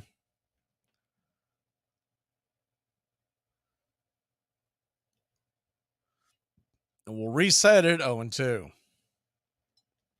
The 0-2 pitch, swing and a miss, strike three. Pitch well below the knees. Riley went after it. There's two away. Dylan Dodd set to make his reappearance here in Braves country. Sean Murphy comes to the plate. Murphy batting .289 with a 1072 OPS, 8 home runs, 23 RBI. Takes the first pitch low for a ball. It's 1-0. Murphy, 2 for 5 in the series, an RBI, 1100 OPS. The 1-0 pitch. Swing, and that ball's hit high and deep, going back on the track, off the wall. Here comes Acuna. Wash is sending him home. Excuse me. Here comes Acuna, and he'll score, and it's 1-0. Your Atlanta Braves got tongue-tied there. A deep fly ball by Murphy. The ball just missed being a home run. In fact, Luzardo hung his head. I thought that ball was gone by his reaction. Hit the very top of the wall. The right fielder, Hampson, leaped, extended the glove, and it just missed from making an incredible catch. So 1-0 Atlanta, and Albies steps to the plate. Ozzie Albies takes the first pitch inside, 1-0. Switch hitting Ozzie from the right side, open stance. The 1-0 Ozzie is down below the knees, taken for a ball, 2-0.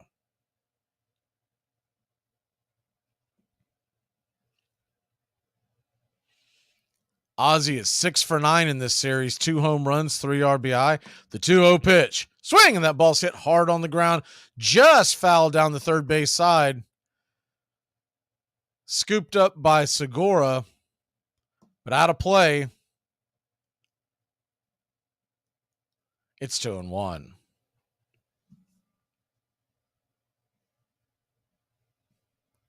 The 2-1 pitch on the way. Swing, and that ball's hit hard. Line drive right at shortstop. Jumping catch by Birdie will end the inning. But not before the Atlanta Braves score. Make it 1-0. We're heading to the bottom of the first. It's 1-0 in Braves country. Can you keep a secret? Of course I can. I lost all our money today betting on sports. Damn. I know. I don't know what I'm going to do. Can I tell you a secret? Sure, yeah. I lied. I can't keep secrets. Wait, what? Armchair.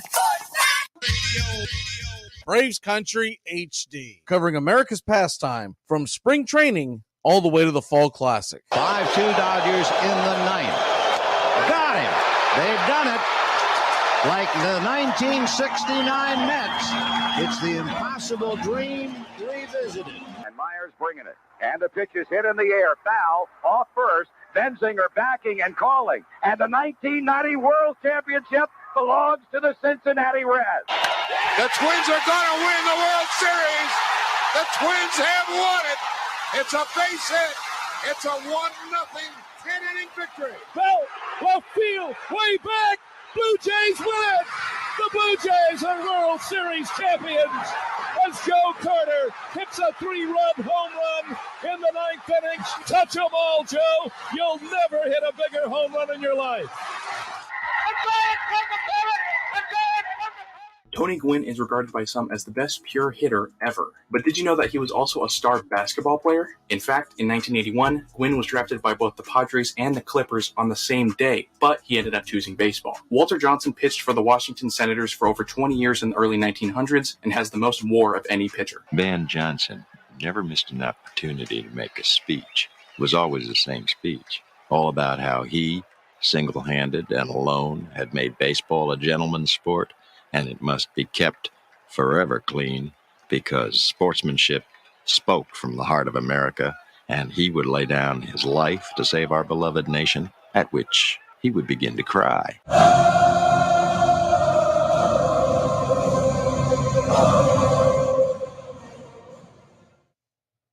Welcome back to Braves Country Baseball. The Atlanta Braves lead at 1-0 after an error got Acuna on in a double by Murphy. Dylan Dodd goes to work, and the first pitch by Dodd is a strike right there at the knees, 92 on the inner cut. It's 0-1. John Birdie leading off for the Miami Marlins, batting .241, 2 home runs. The 0-1 pitch. Strike called at the knees again. Fastball, 93. It's 0-2. Birdie with the .666 OPS, 2 home runs, 8 RBI.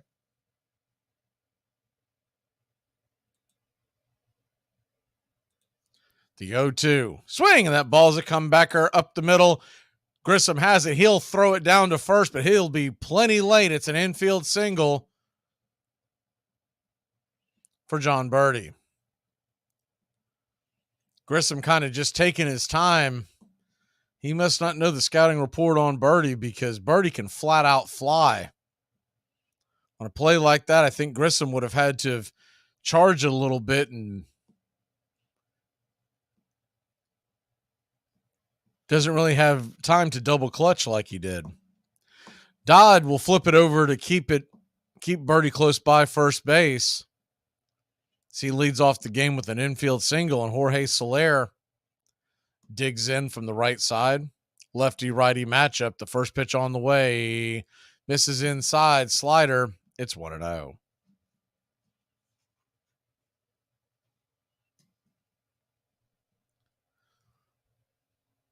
The 1-0 pitch. Runner off and going, and here's the throw. Just beats the tag. Pretty good throw by Murphy.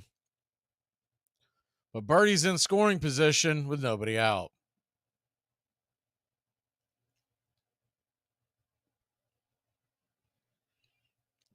Got a pretty good jump. Murphy one-hopped a rocket down there to second base. Good tag applied by Ozzie, but just no chance to get the speedy Birdie.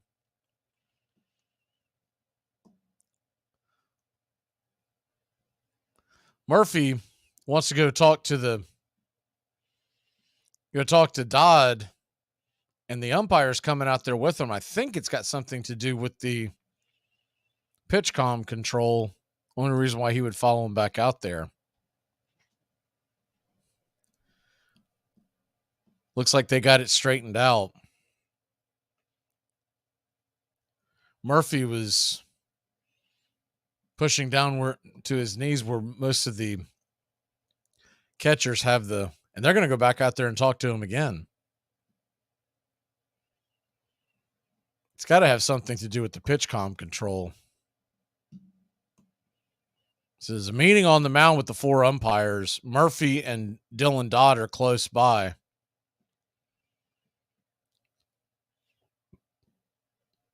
See what this is about.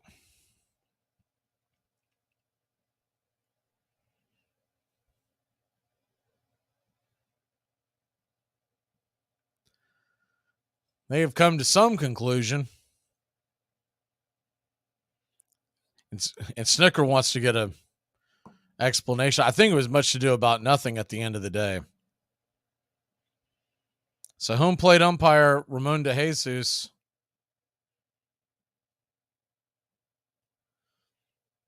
says, let's play ball.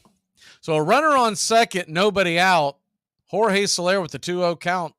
Here's the pitch. Swing and a miss, slider on the inner cut. It's 2-1. Soler batting .202 on the year, 5 home runs.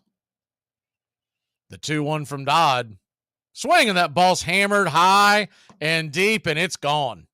That is a no-doubter 2-run home run.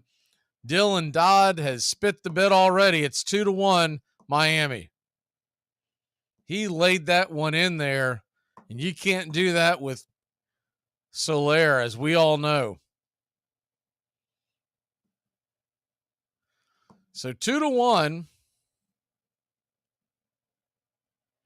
Nobody out, so Dylan Dodd will go back to work, which is essentially the beginning of the inning again. Just going to have to wipe that slate clean. So he'll dig into Arias, and the first pitch of Arias is a 93-mile-an-hour fastball.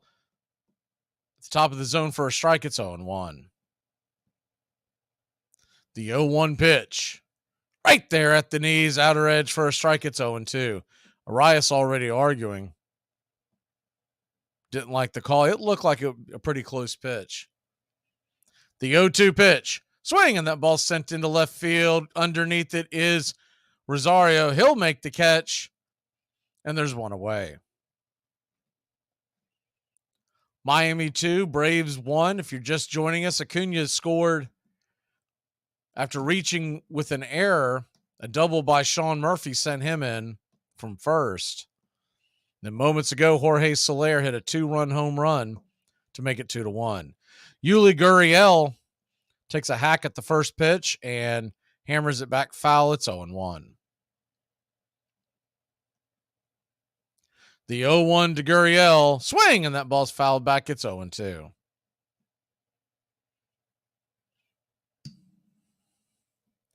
You hate giving up that early home run, but the good news is with the bases being clean, he's got a chance to just kind of put it in his rear view, and hopefully the Braves can get him some runs and get the jitters out. The 0-2 pitch. Swung on, popped up, back behind home plate. It'll get out of play. We'll do it again. It's 0-2.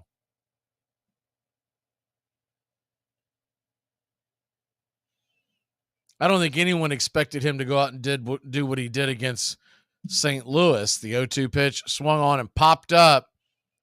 It's playable out in left field. Rosario's underneath it. He'll make the catch, and there's 2 away. You just don't want him to do what he did against San Diego, getting pummeled. As long as he gives us a chance to win, that's all you can ask.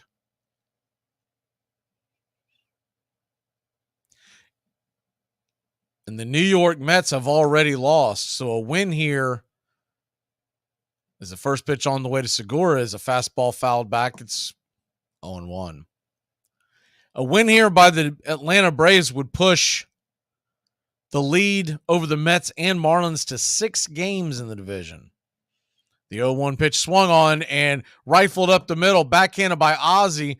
It's going to go off his glove. Segura will reach with the base hit. They'll rule that a single, probably rightfully so. That ball went right in between the legs of Dylan Dodd. He didn't even really jump out of the way. It just happened to go in between his legs. Thankfully, it didn't hit him. That'll bring Hampson to the plate. Hampson takes the first pitch inside down low for a ball, 1-0.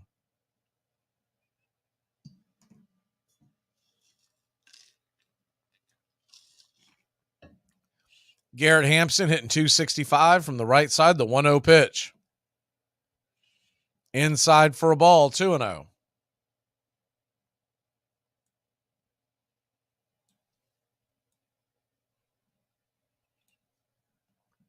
The 2-0 delivery out there for a strike. Probably a wide strike, maybe even a high strike, but we'll take it. It's 2-1.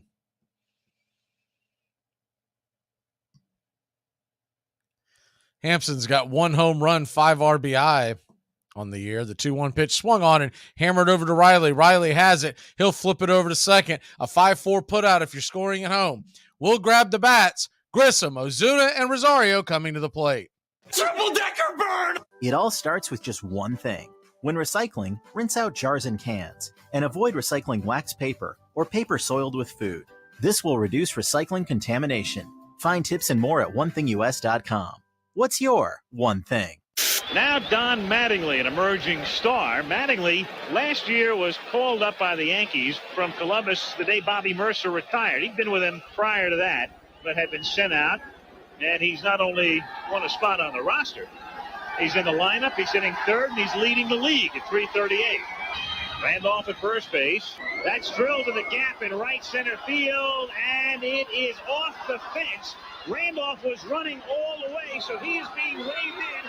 Whitaker's throwing to Parrish is not in time on a double by Mattingly. Dread running to the post office? Stamps.com brings post office and UPS services right to your computer. Send letters, ship packages, and get up to 40% off USPS and up to 62% off UPS rates. Nearly 1 million small businesses use Stamps.com to save time and money. So skip the post office and visit Stamps.com. In 1856, a British-born music teacher and enthusiastic cricketer named Henry Chadwick saw the Knickerbockers play the New York Gothams and became an instant convert to baseball. Chadwick developed the box score, wrote and edited the most popular players' manual, and launched one of the first baseball columns, covering the Knickerbockers and their challengers, the Gothams, Eagles, Empires, Excelsiors, and Atlantics, in the pages of the New York Clipper.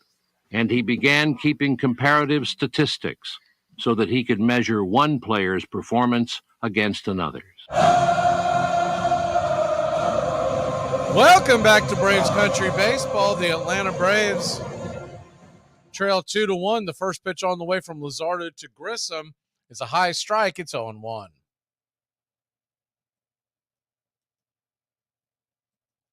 The 0-1 pitch swung on and fouled down the line. Quickly 0-2.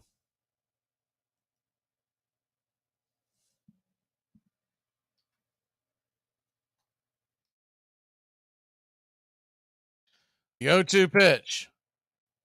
96-mile-an-hour fastball just misses it out of the zone. A touch high, it's 1-2.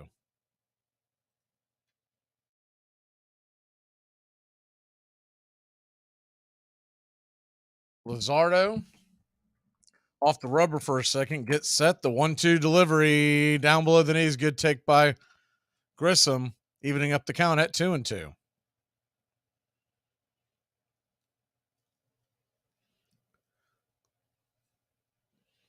Two pitch on the way from Luzardo to Grissom. Swing and a miss, strike three. Went chasing the slider down around the knees inside, and there's one away.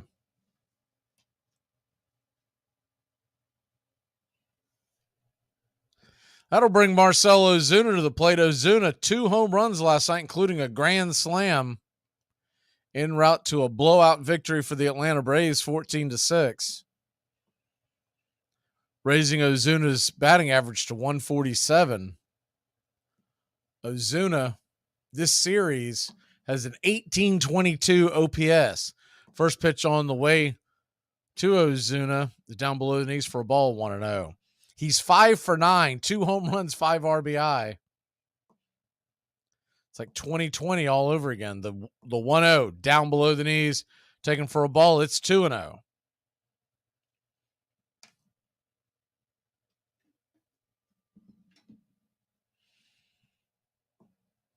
Lefty-righty matchup. Luzardo kicks and deals. Outside wide, 3-0. Pitching around that dangerous bat of Marcell Ozuna. The 3-0 delivery. Here's the windup in the pitch. Right there for a strike. 99 miles an hour, belt high. Ozuna taking all the way. It's 3-1. Wild one in Kansas City. The Royals lead the Orioles 9-8. That game is in the 7th. The 3-1 pitch. Off the plate wide, ball 4. And it's a 5-pitch walk to the Big Bear. That'll bring up Eddie Rosario.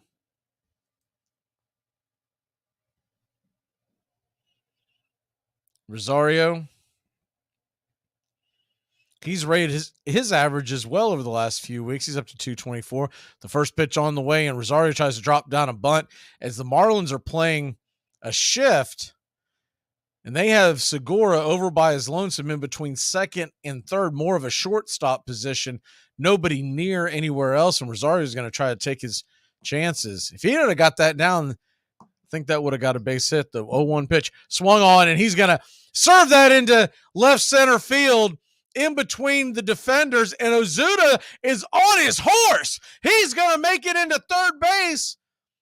And on the throw to third, Rosario trailed and made it over to second. So right now they're giving Rosario a double. I think realistically it's a single with a fielder's choice, but right now it's being rang up as a double.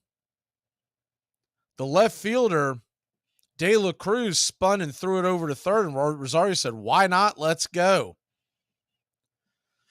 So runners on second and third, one away, and Pilar comes to the plate, and the first pitch to Pilar is a fastball right there inside. Taking first strike, it's 0-1. Lefty-righty matchup, Luzardo, 30 pitches so far. The 0-1 pitch, swing, and that ball's hammered back foul, straight back to the screen. It's 0-2. Marlins have the infield in almost halfway, maybe a touch closer. Pilar 259 with 2 home runs, 7 RBI, 709 OPS. The 0-2 pitch right there inside, just about rung him up, but just missed the dish. It's 1-2.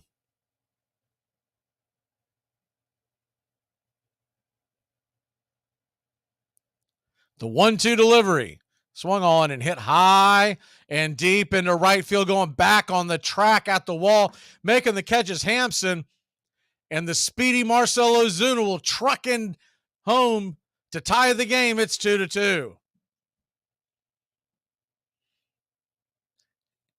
Ozuna kind of runs from third to home, kind of like the way Fred Flintstone used to run. He starts getting those legs going, and then he takes off. Good piece of hitting by Pilar. Few more feet, and we would have had ourselves another dinger. The first pitch on the way to Acuna swung on. That is belted high and deep, going back on the track. Just foul. That was a skyscraper. Missed the foul pole by about 10 to 15 feet. It was a slider, and it didn't slide very far. So Luzardo will get his heart out of his throat and kick the 0-1 pitch at the top of the zone. Called for a strike, high strike. Acuna doesn't like it. It's 0-2.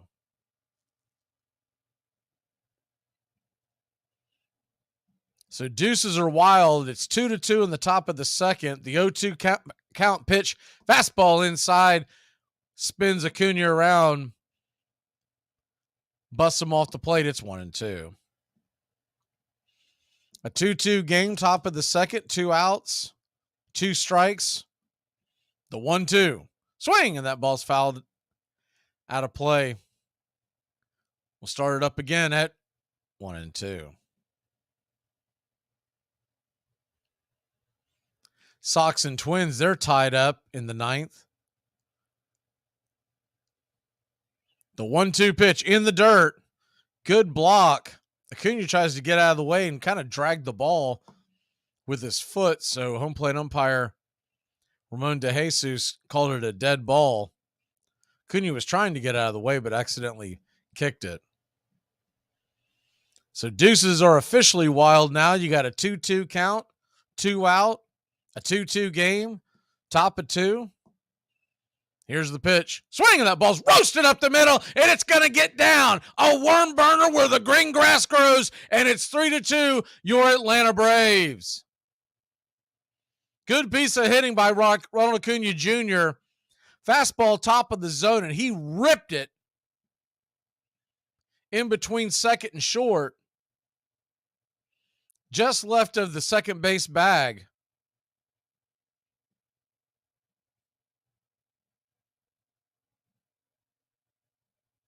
That'll bring Olsen to the plate. Acuna is on his horse. He steals second. The ball goes into the outfield. Acuna's going for third. He's in there standing up. Ronald Acuna Jr. steals third. Then Segura swipe tags him on the fanny. And Acuna, the three of them between Acuna, Segura, and Ozzy, they're constantly playing with each other. Every time you see Segura play the Braves, there's always something going on. The 0-1 pitch to Olson's in the dirt off the plate. It's 1-1. Kind of reminds me, remember several years back when they had that banana boat in the NBA after the NBA playoffs with it was like LeBron and whatnot. I kind of can picture the three of them on a banana boat during the offseason. The 2-1 pitch or the 1-1 pitch is in the dirt out wide. It's 2-1.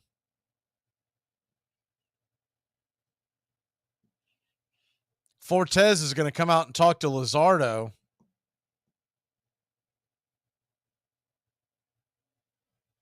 Probably talking to him about whether or not they want to come into Olson or not. Riley on deck. And then normally lefty righty, you wouldn't mess with it, but he has been scuffling. Braves jump back out 3-2. The 2-1 to Olson, lefty-lefty matchup. Here's the pitch. Swing, and that ball's popped up high in the sky, but should be playable. De La Cruz underneath it. He'll make the catch with his teal glove, and that'll end the inning.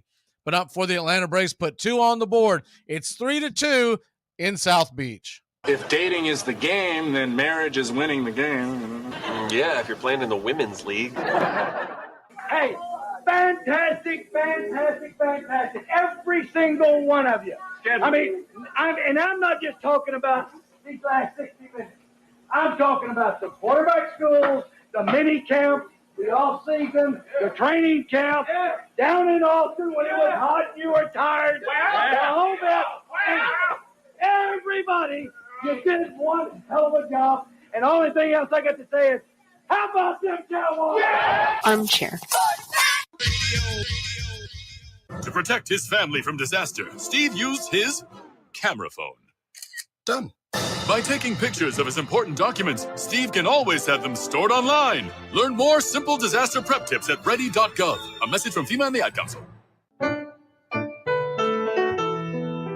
Hey, Braves Country. Braves Country HD is bringing you Braves Country Baseball all year long. Hi, I'm Mac Magee. We'll be bringing you play-by-play, pitch-by-pitch, inning-by-inning of your Atlanta Braves. Braves Country comes to you every Tuesday night and Friday night, and 2 bonus games every week. Please like and subscribe to youtube.com/@BravesCountry. First thing about it, and this seems so obvious that maybe we overlook it, baseball is a beautiful thing. It's more beautiful in an old park that's asymmetrical and quirky, but even in a dome with artificial turf, it's beautiful. The way the field fans out, the choreography of the sport, the pace and rhythm of it, the fact that that pace and rhythm allows for conversation and reflection and opinion and comparison.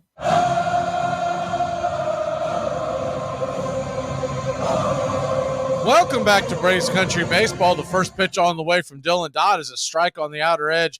92 miles an hour, just kissed the black. It's 0-1.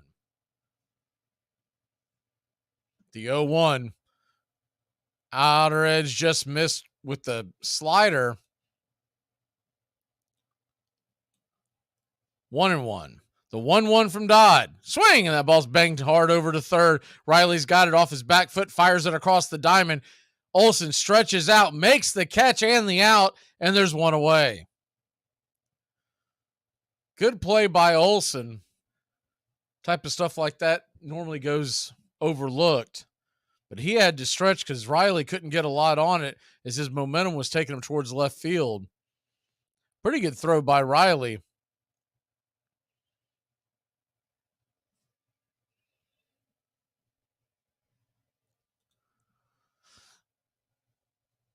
First pitch on the way to De La Cruz is inside for a ball. It's 1-0. The 1-0. Swing, and that ball's hammered into left field. It'll get down for a single. Rosario kind of kicks it around for a second, but gets it back in, so he'll hold him to one base.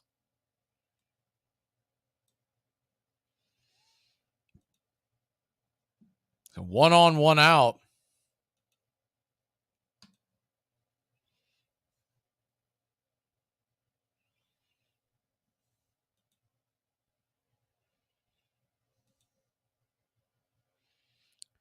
The first pitch on the way to Burdick, the number 9 hitter, is blown right by him for a strike. It's 0-1.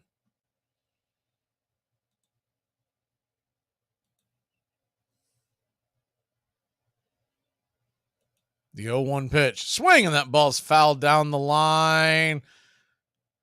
Well into the seats, but plenty foul. It's 0-2.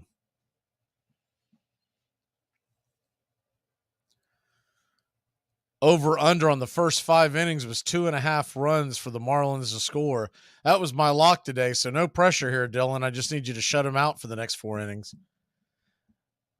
Braves lead at 3-2. I mean, we've got a wild one in Baltimore. It's now 10-9. I mean, in Kansas City, it's 10-9 Baltimore. The 0-2 pitch swung on, grounded over to Grissom. Grissom has it, flips it to Ozzie. It's going to be a 4-6-3. Tried to get the double play, but Burdick was busting it down the line. He'll beat the force throw and stand on first base with 2 away. Pretty good feed by Grissom. Just not enough time to get the speedy Burdick, who was flying down the base paths. We saw him last night make an incredible catch at the wall. So that'll bring Birdie to the plate. Birdie takes the first swing and pops it up. It's a can of corn. Fair catch made by Ozzie. He'll make the play, and that'll end the inning. So Marlins get one on, but fail to score. When we come back, the heart of the Atlanta order coming to the plate. They've given me less than 1 year to turn this place around. Forget about the way it used to be. This is not a damn democracy. We are in a state of emergency, and my word is law.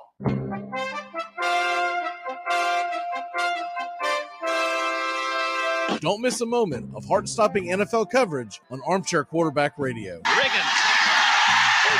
He's going to go all the way unless Blackwood can catch him, and he can't. 3rd and 3. We'll see a pickup sometime on the right side, possibly. Montana looking, throwing in the end zone. Mark caught it! Dwight Clark! Only 12 seconds left to play 3rd quarter. Here's Marcus Allen cutting back upfield, and Marcus Allen could be gone. 74 yards for Marcus Allen. The quiet man of this football team, Scott Norwood. He can fire the shot heard round the world now. Here we go with 8 seconds to play. High drama here in the Super Bowl. But in the air, it's got the distance. Go, go! 2 last questions. The Combine, what was that experience like for you? You don't know me, do you? Huh? You don't know me, do you? I never went to a Combine. You didn't go to the Combine. How about the draft? I never got drafted. Then I know. And I'm sorry. Yeah. Armchair. It's a pastime, something you do. It's entertainment, something you watch. And it's a shared experience, something you talk about and read about. And that's marvelous. But you can apply those same 3 criteria to other things. What makes baseball special is that it's the best game that's ever been devised. You're listening to Braves Country Baseball on Braves Country HD. Welcome back to Braves Country Baseball. Luzardo fires in the first pitch to Austin Riley. Off the plate, changeup misses 1-0. The 1-0 pitch, 95 miles an hour on the inner cut, evening up the count at 1-1. The 1-1. Outside wide, it's 2-1. Yeah, wild affair in Kansas City. Baltimore leads at 10-9 now. It's been a seesaw going back and forth, back and forth. The 2-1 pitch. High and inside. It's 3-1. We will see those Baltimore Orioles tomorrow night, 7:20 first pitch. We'll have the call right here on Braves Country. The 3-1. Swing, and that ball's fouled down the line. It's 3-2.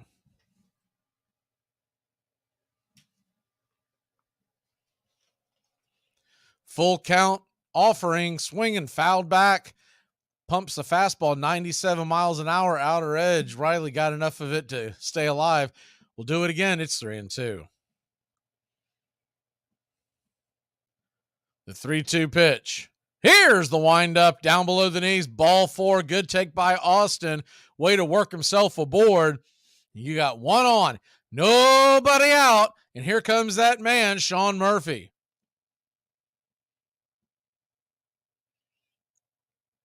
Just looked up in that other game. The Orioles just ran Aroldis Chapman out of the game. I mean, it is a seesaw affair. First pitch on the way to Murphy's inside, spins him around 97 miles an hour. About got him in the elbow. He got out of the way just in the nick of time. It's 1-0. Murphy 297, the double in the first.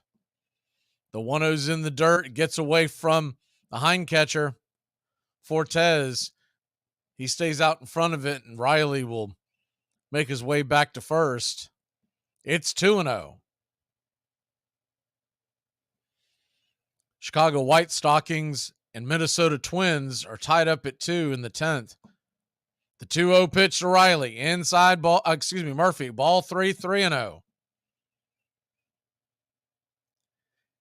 That entire series, Minnesota-Chicago, every time I've looked up the last 3 days, it has been tied late in the innings. The 3-0 pitch, right there for a strike. Murphy taken all the way. It's 3-1.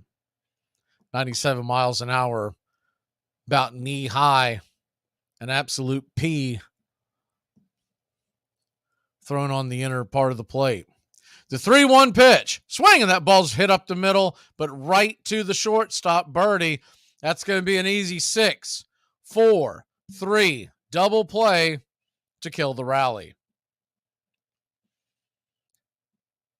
Hard hit fastball that the defense was in the right place at the right time.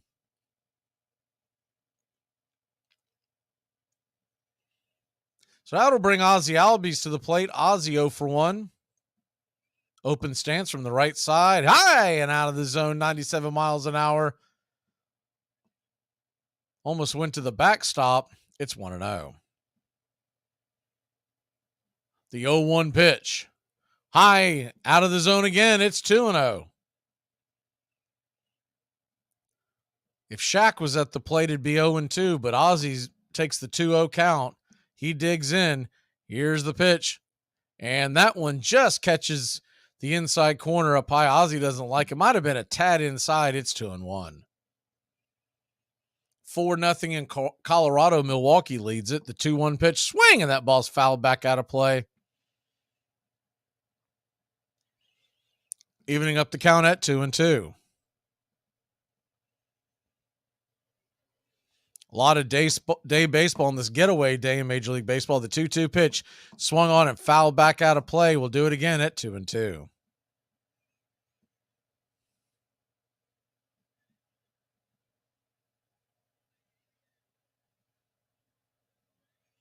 The 2-2 delivery. Jesus kicks and deals, swing, and that ball's fouled back. Tried to quick pitch him. He went backwards and then had a long delay and then tried to do a quick pitch, almost like what Nestor Cortez does for the Yankees. Trying to throw off the rhythm, but it didn't work.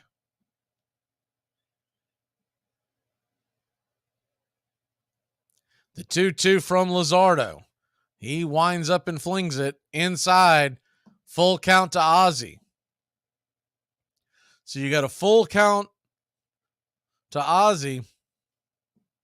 Grissom on deck, the 3-2 pitch. Swing, and that ball's popped up high in the sky over to Gurriel. He'll make the catch, and that'll end the inning. Braves threaten but fail to score. We'll be back in a flash. The heart of the Marlins order coming to the plate. You're very lucky that you're with somebody as resilient. You tried to off yourself 2 times in the last 24 hours, Frank. A single scores at least 1, probably 2 with Adrianza's speed. Braves fans are on their feet hoping for some kind of a bleeder or a seeing eye single, trying to find any way to get a runner home. Here's the 1-2 pitch. Buehler's got to be coming to the end of his string. For him to piece together this many pitches on 3 days rest, he's really done an incredible job. Here's the 1-2 pitch, and it is swung on and hit high and deep down the right field line. Is it fair? It is gone, baby. Ramalama ding dong zip boo bam, a 3-run shot by Eddie Rosario. Eddie Rosario makes it 4-1 Atlanta. Did you know that in the 1970s, a man left his house and walked to the Golden Gate Bridge and jumped off the bridge? When his loved ones went to his house, they discovered a note that said, "I'm walking to the Golden Gate. If one person smiles, I'm not going to jump."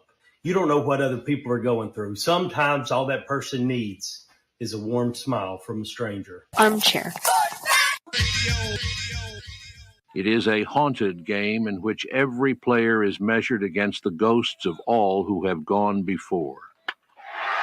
Most of all, it is about time and timelessness, speed and grace, failure and loss, imperishable hope and coming home. Robinson with a good lead. There he goes. He hits the dirt and he's safe. You're listening to Braves Country Baseball on Braves Country HD.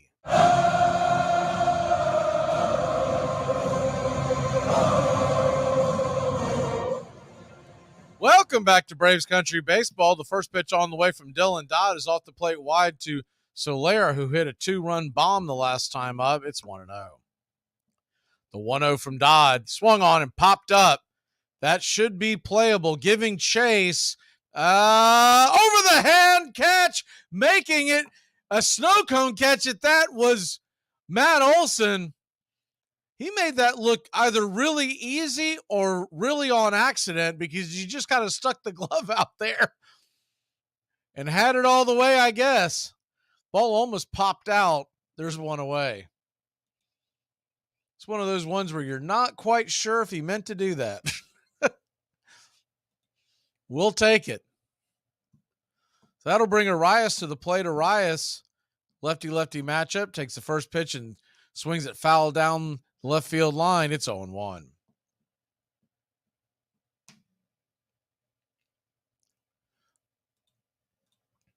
Luis Arias batting .427, the 0-1 pitch right there for a strike.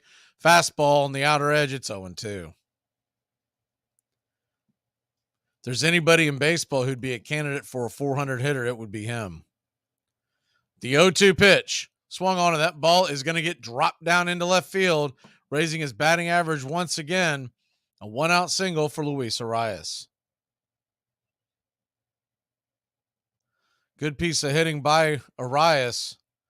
Took an inside pitch and inside outed it over the head of Riley and in front of Rosario. Arias now batting .433. That'll bring Gurriel to the plate, and the first pitch by Gurriel is swung on and hit high and deep down the right field line. Making the catch in foul territory is Ronald Acuna Jr.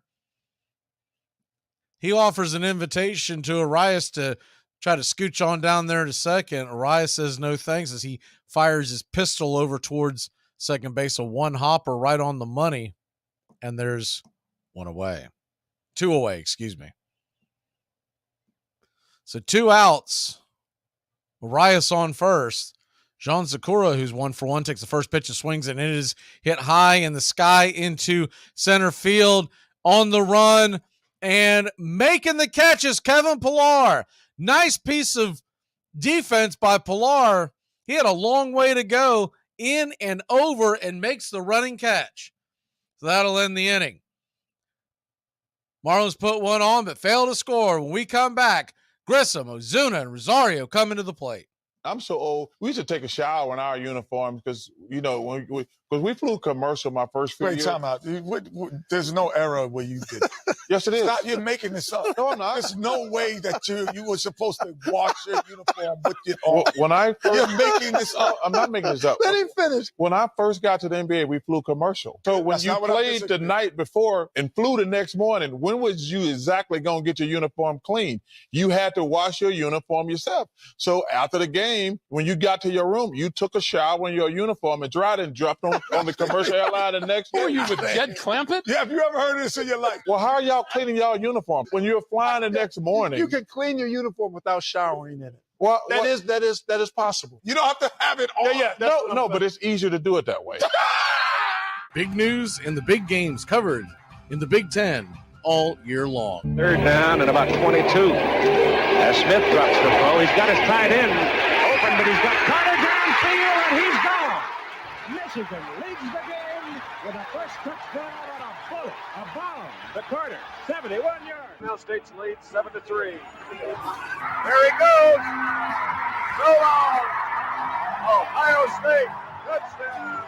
That's that old 1-2 punch. You take two of the first time, and then it happens the second time. In his career, Lorenzo White 15 times rushed for 100 yards in a half.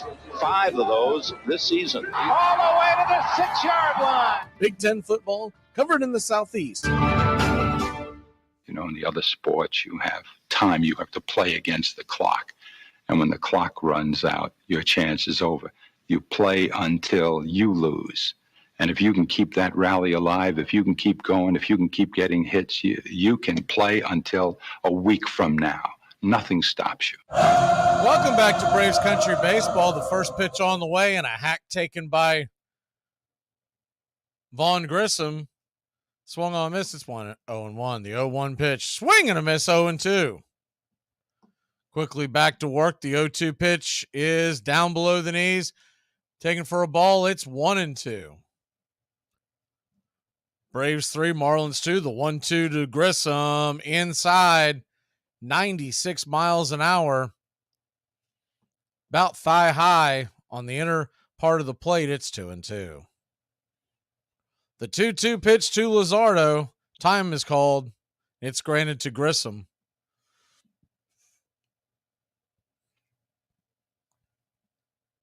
Luzardo winds and deals on the 2-2 pitch. Swing, and that ball's rifled foul down first baseline over the dugout. We'll do it again at 2-2.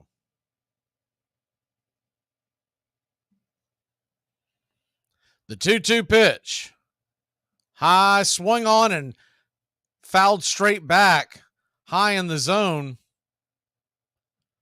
We'll do it again at 2-2.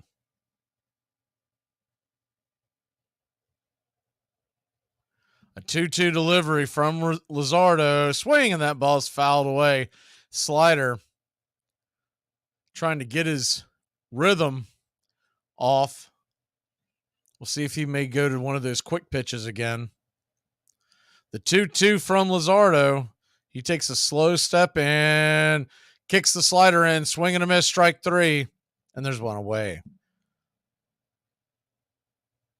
Luzardo has definitely added that to his repertoire since last year, where he'll kind of pause his delivery and then speed it up, slow it down. So that'll bring Ozuna to the plate. Marcell Ozuna walked his first time up,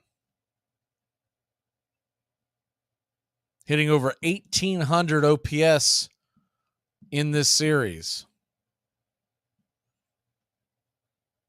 First pitch on the way to Marcell is fastball inside for a ball. It's 1-0. The 1-0 from Luzardo. He winds and deals. Swing, and that ball's hammered high and deep. Going back. Zip, boom, bam, it's gone.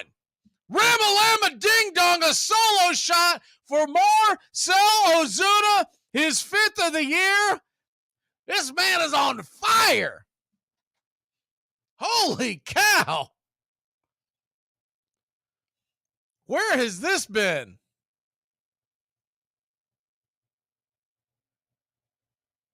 We joked about it last night, but the Braves really should think about trying to trade him to Miami, because Miami probably thinks that they're going up against Babe Ruth every night. He sees the ball well in this park, that's for sure.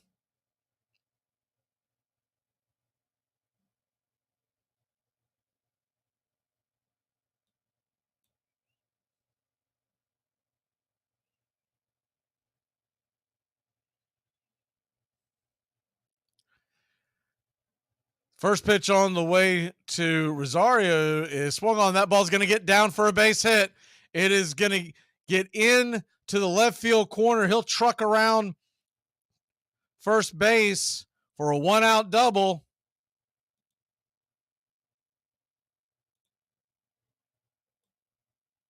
We got 1 on, 1 out, 1 in. It's 4-2.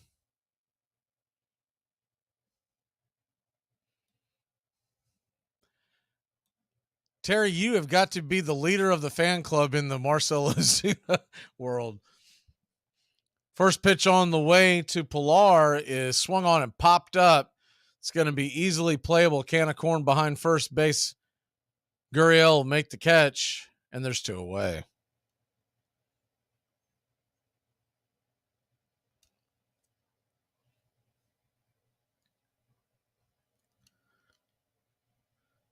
If I ever come across a Marcell Ozuna jersey, I'm going to find Terry's address and send it to him.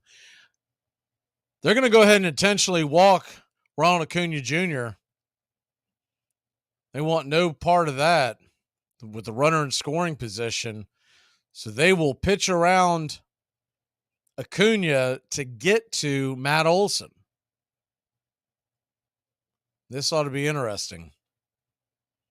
Olson, lefty-lefty matchup. The first pitch on the way is swung on and hit high and deep into right field, going back just before the track, making the catch. He gave it a ride, just wasn't quite long enough. We'll be back in a flash. Marcell Ozuna hit another one. It's 4-2 Atlanta. Cool. Wizard versus nerd. Write you down with my spell. No, science is the answer. Northern Tool and Equipment. My girlfriend has given me a pet name. I'm afraid to ask. Snuggle Muffin. No, it isn't. And she uses it in public. Okay, so give your girlfriend a pet name she'll hate, like Thunder Chunky. I couldn't do that. I see. Too harsh for Snuggle Muffin. Okay. Drown her out with a 200-mile-per-hour cordless leaf blower. Got it. Here she comes. Hey, Snuggle Muffin. What are you doing, Snuggle? I am so out of here. Wait. Come back, Thunder Chunky. There's no problem a little horsepower can't solve. Armchair. Rainey against Leary. The way that Leary is pitching, we may have to go back to the hotel and stay in this lousy town for another night. Might be too late to get out of the airport. Boy, he's a slow worker. There's a strike call. Statute. What? Statute of limitations. It's not a statue. No, statue. Fine. It's a sculpture of limitations. In 1866, at Vassar College, a group of freshmen, with the support of a female physician who thought exercise for women essential to good health, formed the Laurel and Abenakis Baseball Club. Other colleges soon followed suit. They did not play for long. One day, a student, while running between bases, fell with an injured leg. We attended her to the infirmary with the foreboding that this accident would end our play of baseball. The teams were soon forced to disband. The game was considered far too violent for young ladies to play. Welcome back to Braves Country Baseball. The Atlanta Braves lead at 4-2. The first pitch on the way from Dodd to Hampson is a strike below the knees. It's 0-1. The 0-1 delivery. Fastball right there on the outer edge. Hampson shows bunt, but taken for a strike on the outer edge. It's 0-2.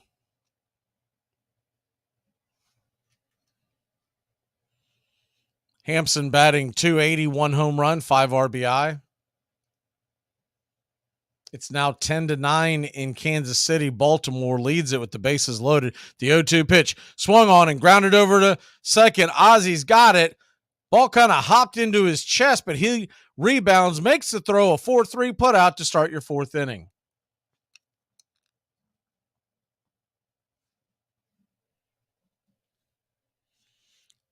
Should be a fun series this weekend as Baltimore will come to Atlanta to face the Braves. We'll have game 1 7:20 first pitch tomorrow night. First pitch on the way from Dodd is a strike at the knees. Taken all the way by Fortes, it's 0-1. Lefty-righty matchup, the 0-1 pitch. Swing, and that ball's banged on the ground to Grissom. Grissom has it, fires it over to first, and it's a 6-3 putout and a quick start to the bottom of the fourth, 2 away. We will have Friday night's game at 7:20, and we will have Sunday morning's game at 11:35.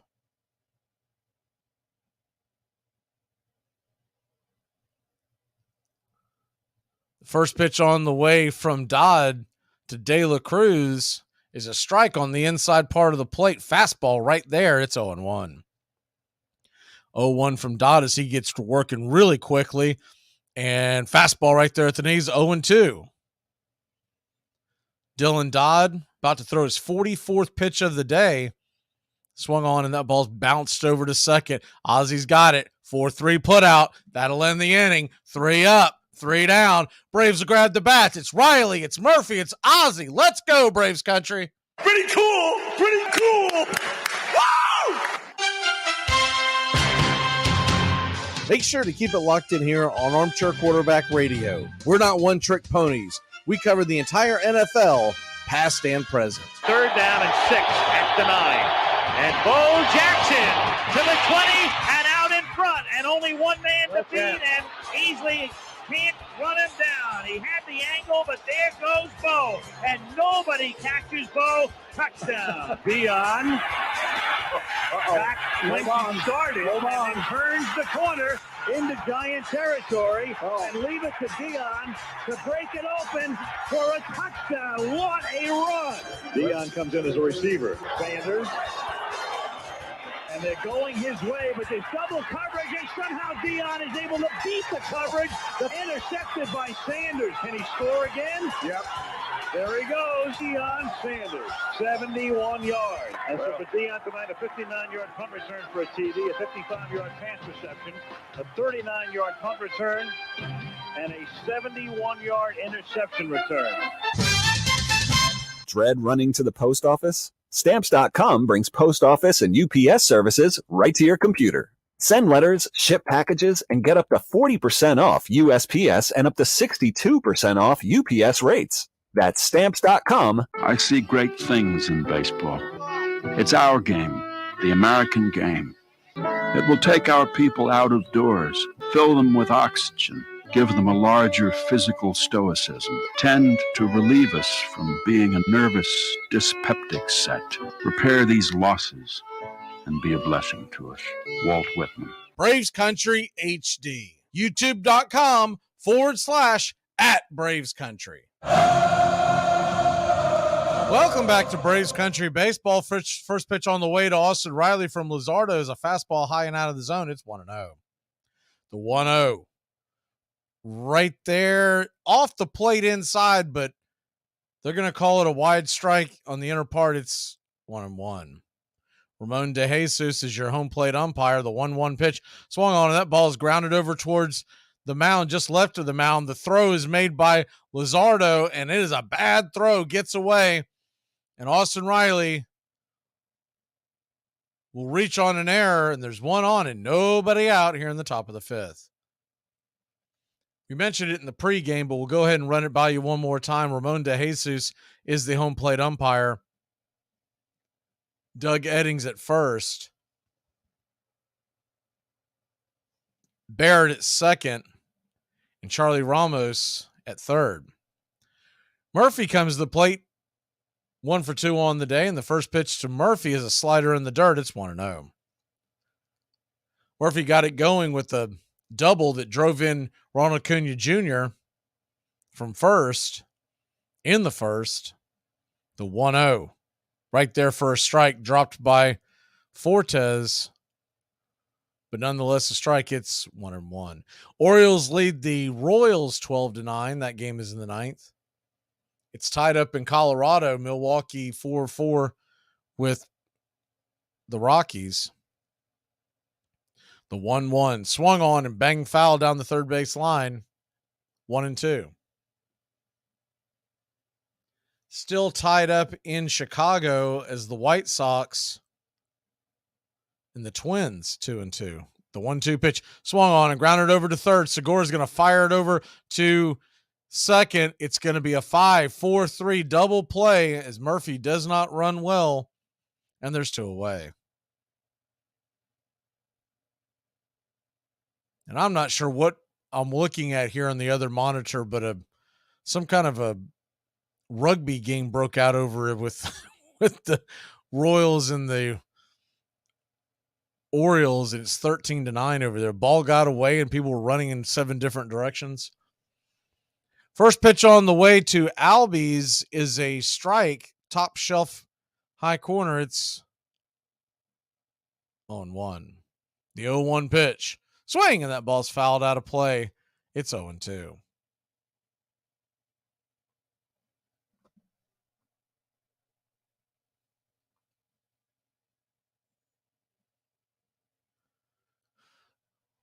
The 0-2 to Ozzie. 87th pitch on the way from Luzardo. That ball is swung on and hit high and deep into center field, going back over the head of the center fielder, Burdick. He cannot make the play. It's a 2-out double for Ozzie Albies. He scorched that one off the top wall.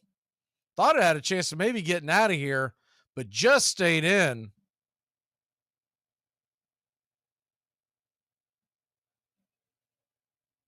Ozzie was hustling all the way. Fairly good recovery, or Ozzie would easily be standing on third. First pitch to Grissom is in the dirt, low and inside, 1-0.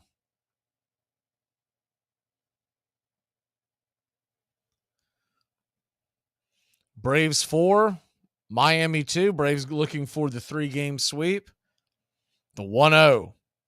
High. It's out of the zone, but called for a high strike. Grissom didn't like it. Can't blame him. It's 1-1. Standing on deck is Ozuna. The 1-1. In the dirt. Gets away. It's 2-1. I didn't think we'd ever say this again, but Grissom's going to see some good pitches here because they don't want to see Ozuna.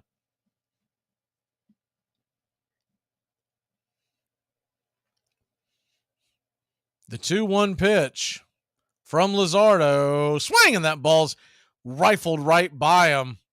Right down Main Street. 97 miles an hour. It's 2-2.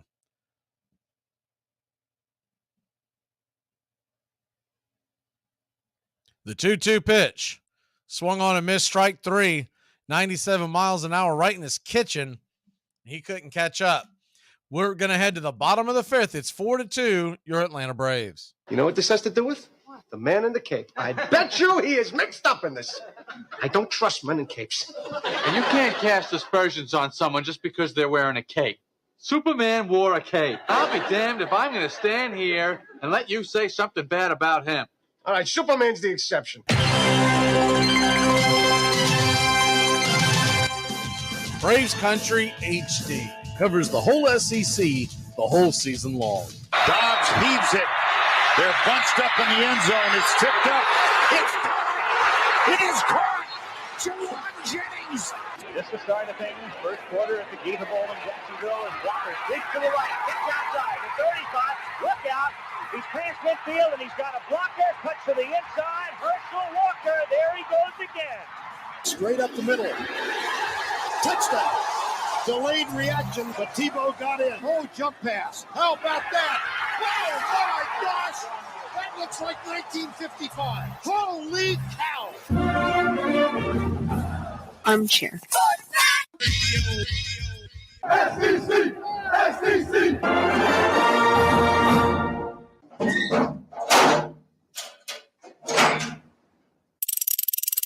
Christian Yelich, a single and a run. Very dangerous hitter. The crowd is on their feet. We're down to 1 strike, Braves Country. Cross everything. So many heroes here. Wow! Called third strike. He got caught watching the paint dry, and that's it. The Atlanta Braves will head to the National League Championship Series. They knock out the Milwaukee Brewers, a team that everyone had forgotten about. Everyone had left for dead.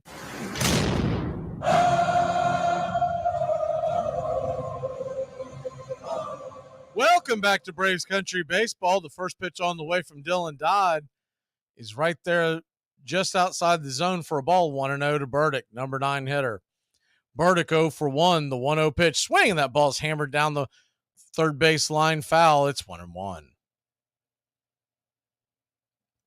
Dylan Dodd, 46 pitches on the afternoon. Very economical outing so far. The 1-1 pitch swung on and missed. Slider at the top of the zone, outer edge. Could not time it up, and it's 1-2.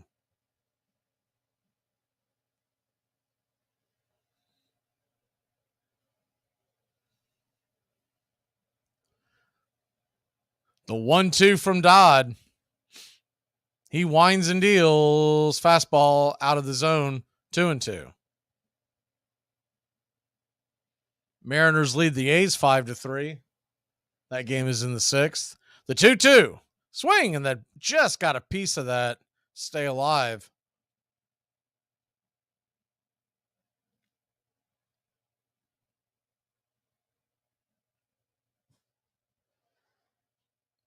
The 2-2 pitch. Wind up and deals. Just got a piece of that one. Again, this one was on the outer edge. Banged it foul behind home plate. We'll do it again at 2-2. The 2-2. Kicks and deals. Swing. He is 9 lives territory. Unbelievable how he's just staying alive one stitch at a time on that baseball. The 2-2 pitch swung on and fouled back out of play. Do it again at 2-2. Was talking highly about how Dodd came into this inning just 44 pitches in. He might throw 44 pitches at this at bat. The 2-2 pitch on the way. And foul back again.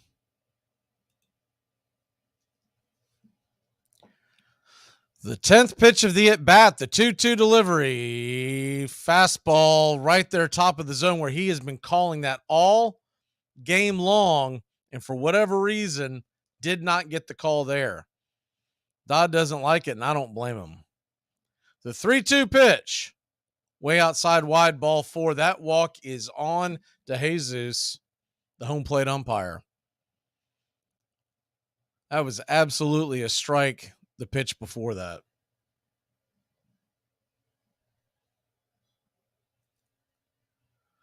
So 1 on and nobody out. John Birdie will come to the plate. Birdie with a lot of speed, top of the order. You got speed on the base paths. First pitch to Birdie is a slider at the knees, called for a strike. It's 0-1. Birdie beat out an infield single and stole a base in the first inning. The 0-1 pitch swung on and hit high, but out of play. It's 0-2. Vaughn Grissom.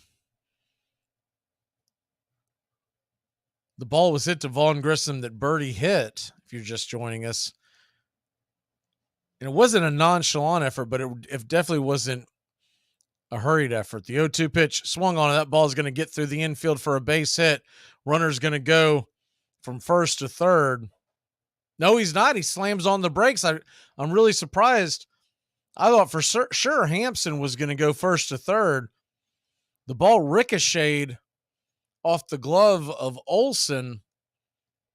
Hampson would have had, I believe that's what happened. Let me look at this replay again.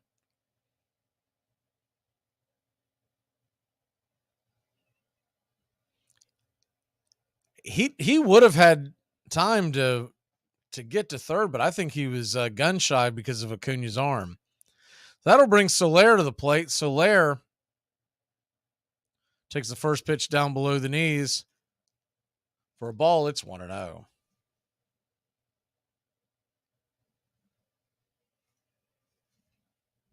The 1-0 pitch. Swung on, and that ball is belted into the corner. It's going to get down for a base hit. 1 run will score. Birdie may be coming around. They're going to hold him up at third, but runners on second and third, and it's 4-3.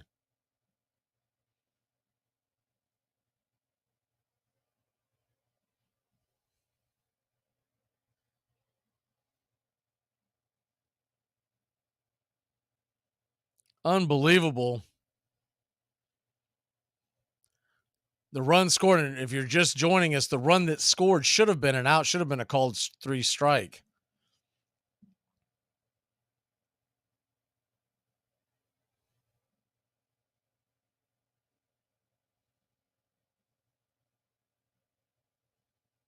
So runners on second, nobody out. Luis Arias coming to the plate. Arias takes a hack at the first pitch and sends it high into left field. Rosario's underneath it. He fires it home. Birdie acts like he's going to go to home plate, but slams on the brakes. Good catch by Murphy because Rosario airmailed that one. If Murphy doesn't make a leap and grab, that's going to go to the backstop.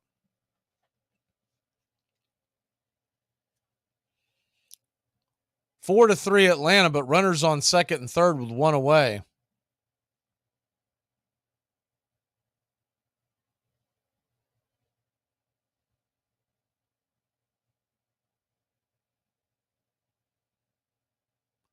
The 0-1 pitch. Swing and a miss, 92 miles an hour on the outer edge. It's 0-1.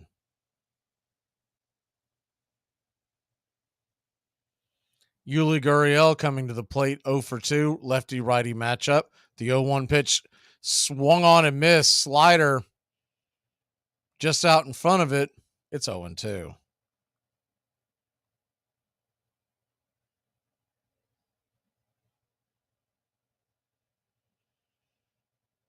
The 0-2 pitch from Dodd in the dirt. Good block by Murphy. Slider that skipped right in front of the plate. Dodd will step off the rubber for a second and regain his composure. About 12 seconds left on the pitch clock. The 1-2 pitch. Swing, and that ball's popped up. So you're going to get down. Acuna comes in. He's got it. He fires it home, and Birdie slams on the brakes. As fast as Birdie is, he ain't trying to have any kind of that smoke heading to home plate, and there's 2 away.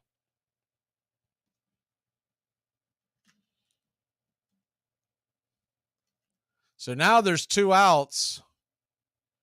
Dylan Dodd, a chance to get out of this mess. He'll have to do it facing John Segura. Segura is 1 for 2 with a single in the first. Base hit would at least tie, if not give them the lead. The first pitch on the way is a slider off the edge for a ball. It's 1-0.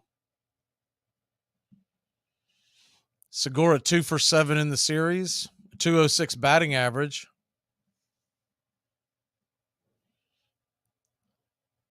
The 1-0. Off the plate wide, 2-0.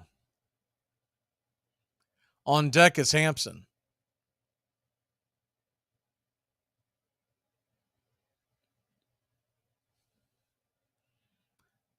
And they're going to go ahead and walk Segura.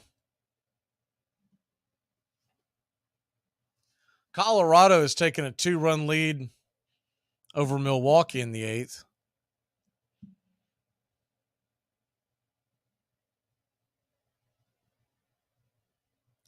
So bases are loaded. That'll bring Hampson to the plate, who's 0 for 2. And the first pitch to Hampson is a slider inside. It's 1-0. Nowhere to put this runner.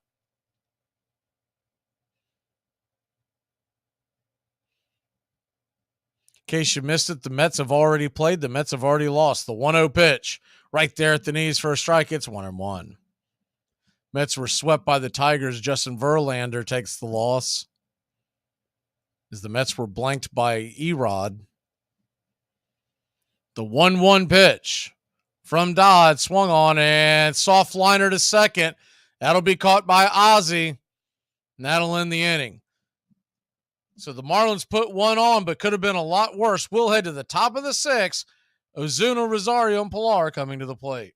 Oh, I just realized, if they get divorced and live in two separate places, that's twice as many visits. Imagine if I had to see them both on the same day. It's like running a double marathon. That's the beauty of baseball. There's no time limit. You have to let the other guy have an opportunity. It's not basketball. We can run the clock out and pass it around, foul each other for the last 3 minutes of the game. We're not running the ball up the middle or taking a knee like it is in football.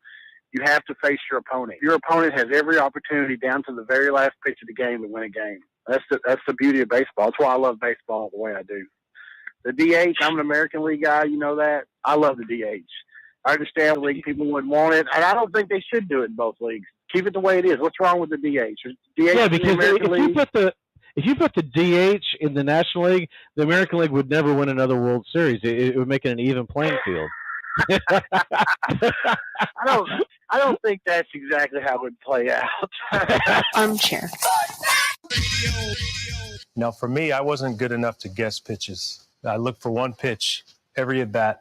Every pitch, fastball right down the middle. Yeah. That's it. As soon as I saw it, I would swing. So I'd look fastball down the middle every single pitch, and my approach was to stay to right center field. One afternoon on the Brooklyn waterfront, a boy named William Cummings, known to his friends as Candy, noticed that he could make a clamshell curve when he hurled it through the air, and began to wonder if he might be able to do the same thing one day with a baseball. In April 1867, now pitching for the Brooklyn Excelsiors, Candy Cummings tried out his new pitch.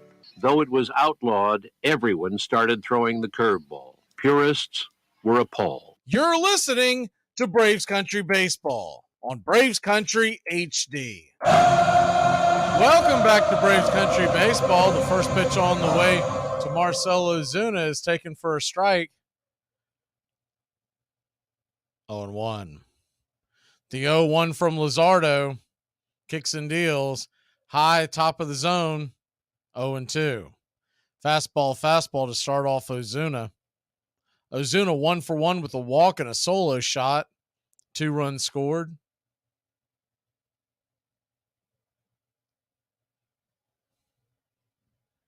The 0-2 pitch. Down below the knees.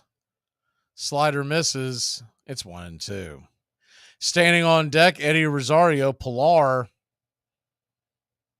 in the hole. The 1-2 delivery. Swing, and that ball's fouled back. Fastball, top shelf. Third time in this at bat, they've gone high and tight with the fastball.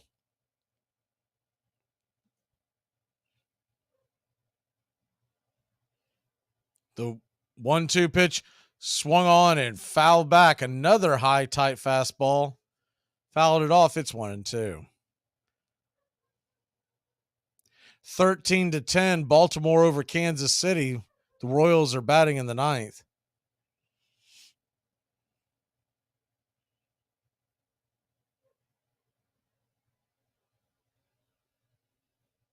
The 1-2 pitch. On the way from Luzardo, high and out of the zone. It's 2-2.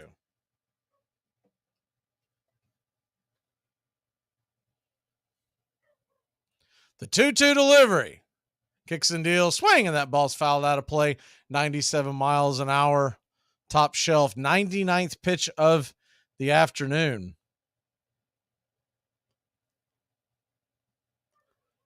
Minnesota now leads the White Sox 4-2. The 2-2 inside, ball 3-2. Ball almost got Marcell in the shoes. He danced out of the way. I'd say 4 or 5 days ago, Marcell might have stuck a shoe out there, but the way he's hitting, the 3-2 pitch, swing, and that ball fouls back. We'll do it again. Full count. Start the sixth. It's 4-2 Minnesota, top of the 12th inning.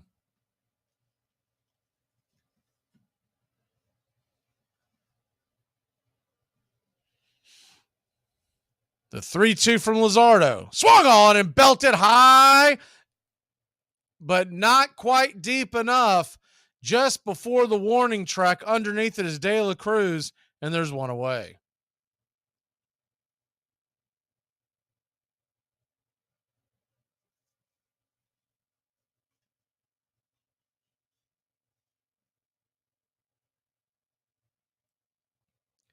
So that'll bring up Eddie Rosario. Rosario's 2 for 2 with 2 doubles, a run scored.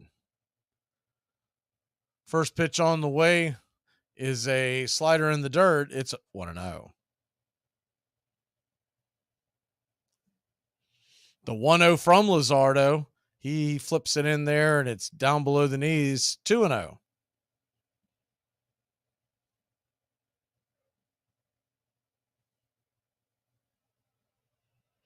The 2-0 from Jesus. He zings it in there and swung on and popped up. Eddie kind of lost his balance. Ball's coming in, and there's a collision almost in left center field, shallow left center field. Arias and the right fielder for the Marlins, Hampson, kind of banged into each other. Arias does hold on to the ball. Everyone seems to be okay, but that was almost nasty. There were 3 defenders right there. They almost all went into each other.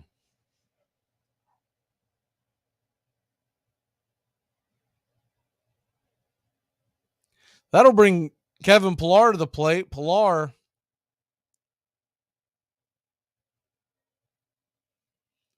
oh for 1 on the day.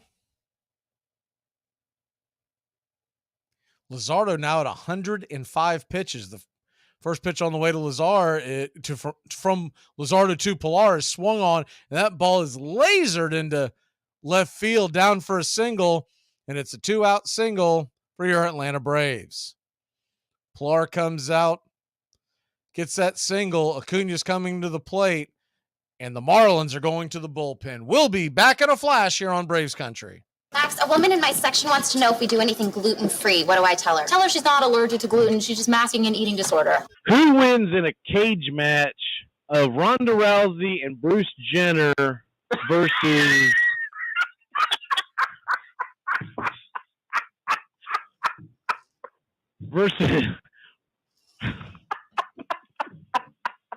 Ronda Rousey and Bruce Jenner, or Caitlyn Jenner, versus Michael Sam and Ray Rice? Well, I tried to make it as even as possible. Armchair. Hey, Braves fans, I'm Mac Magee with Braves Country. We'll be right here on the key all year long, giving you Braves Country baseball, pitch by pitch, inning by inning of your Atlanta Braves. Make sure to catch Braves Country right here on the key. We go live 3 to 5, and we'll keep you up to date on the upcoming schedule for Braves Country. That's Braves Country HD and Braves Country baseball right here on the key.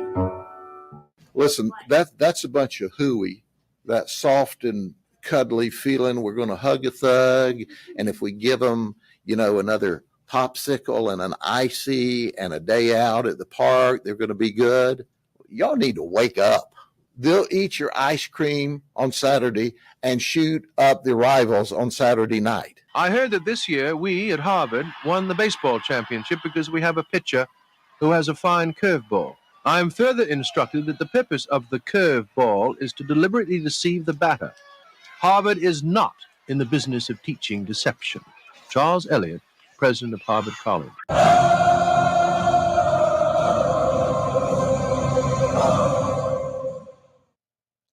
Welcome back to Braves Country Baseball. Atlanta Braves lead it by 1. Ronald Acuna Jr. comes to the plate.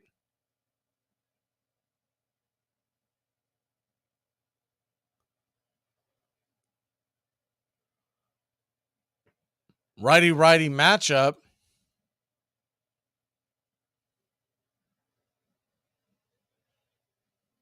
As Huascar Brazaban comes in, and the first pitch is swung on and fouled off of Acuna's leg. He goes down, went right into his right below the knee area. Let's hope he's okay.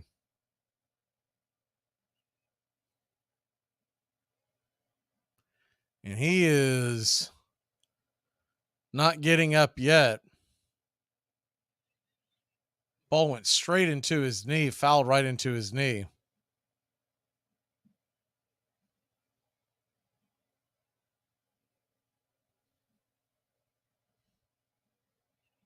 Right on the inner part of the knee.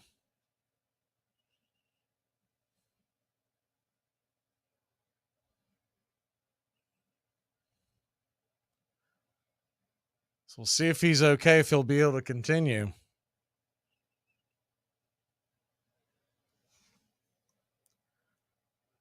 Second time this week we've seen Acuna writhing in pain. Because the first time it was a hit by pitch. This one was his own doing. Looks like the Orioles held on to win that game against Kansas City. I believe 13-10 was the final. Twins are now blowing it open in the 12th. They're up 7-2 on the Sox. They're helping Acuna to his feet. It's not a good sign as far as him being able to continue, but we'll see before we do any kind of foreshadowing.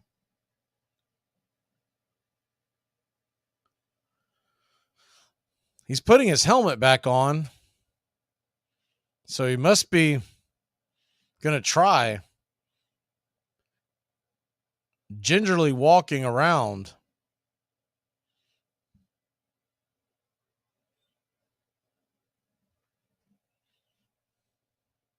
I'd say it got, if I was to guess, I'd say it got him right near the kneecap on the inner part. I don't know if it got bone or not, but I'm sure it's smarted. He's stretching it out right now. He's going to try to make a go of it. I've often wondered why these batters don't wear more protective gear in that area, because you see a lot of foul balls get hit in that area. I guess they don't want to be restricted when they're playing defense, but the 0-1 pitch to Acuna is taken outside for a ball. It's 1-1. So he's gone sinker cutter. The 1-1 right there at the knees. And while he's doing that, Pilar caught him napping. He'll steal second base. Strike right there at the knees called. So it's a 1-2 count, but Pilar is now in scoring position. He got kind of a bouncing, running jump, and he stole it with ease.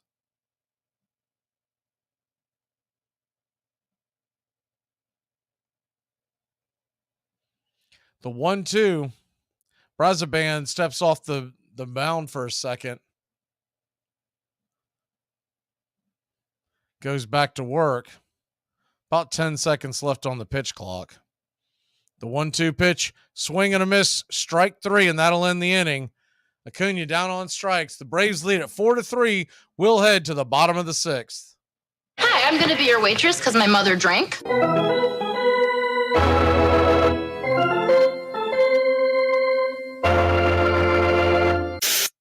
Pete Rose, a very unforgettable moment took place in All-Star game history back in 1970 in Cincinnati. And as we run it up here, I wonder if you'd talk about it and describe it. Well, I'm running third. Hickman got to hit the center, and I start to slide head first right there, but I saw I couldn't be safe because Fosse was blocking the plate, and it was my advantage because he was reaching for the ball, and I happened to hit him at the right time, and I scored the winning run in an extra inning ball game. And I missed 3 games, but unfortunately he separated his shoulder and played the next month with that, and it sort of ruined his career. But I think you have to try to do anything. I think that was a clean slide because of the way he was positioned at the plate. You're no catcher, you know what I mean. And I didn't try to hurt anybody because he was at my house till 3 a.m. the night before, and I was just trying to be safe playing in Cincinnati. Thank you, Pete. Back up to you. Armchair.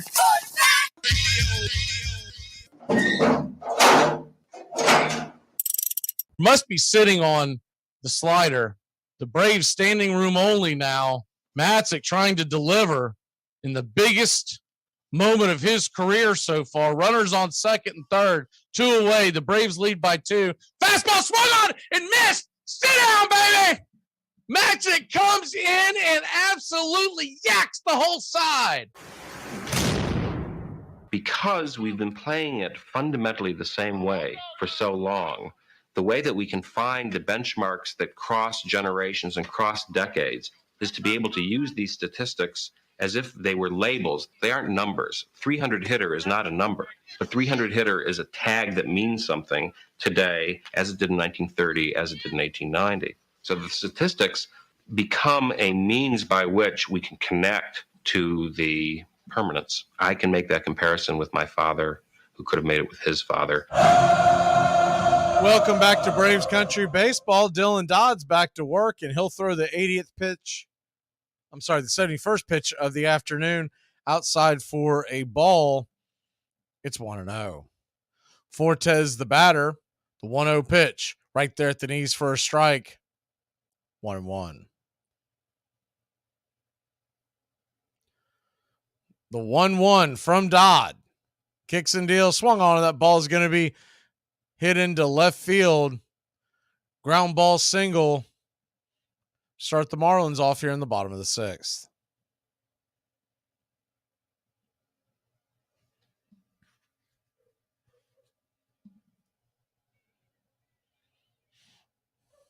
Dylan Dodd and the Atlanta Braves leading 4-3, and De La Cruz comes to the plate. Number 8 hitter. He's 1 for 2. The first pitch of De La Cruz is swung on and line foul out of play. 0-1 to start the at-bat. Dodd, his 75th pitch of the afternoon, 57 for strikes. The 0-1 pitch swing, and that ball's fouled out of play. 0-2. Dylan Dodd so far, great redemption outing. 5 innings pitched, 3 earned runs, 2 walks. Has yet to strike anybody out. The 0-2 swing and a miss, strike 3.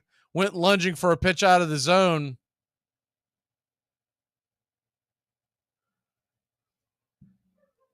The first out.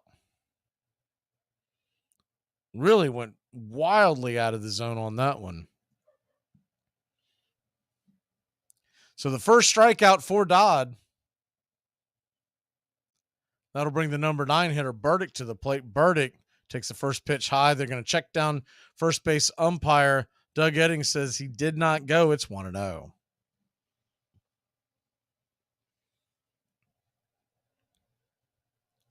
The 1-0 from Dodd. Swing and a miss. And it's 1-1.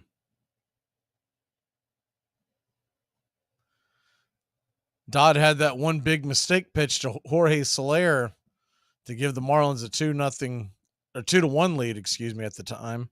The 1-1 pitch. Runner is on the run. Here comes the throw from Murphy. The tag applied by Ozzie. Sit down, baby. Go grab some pine. There's 2 away. You can't run on the rifleman. Burdick now up there with 2 outs.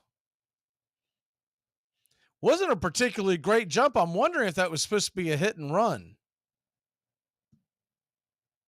2-1 pitch on the way to Burdick is inside for a ball. It's 3-1. Slider misses.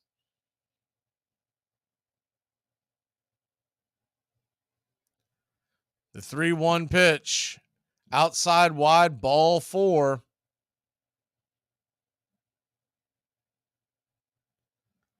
And that'll bring the top of the order back around. Looks like Atlanta's going to try to send Dodd back out there to face Birdie. I would be seriously surprised if he faced Soler. Braves bullpen fairly well rested. First pitch on the way to Birdie is a strike about letter high. It's 0-1.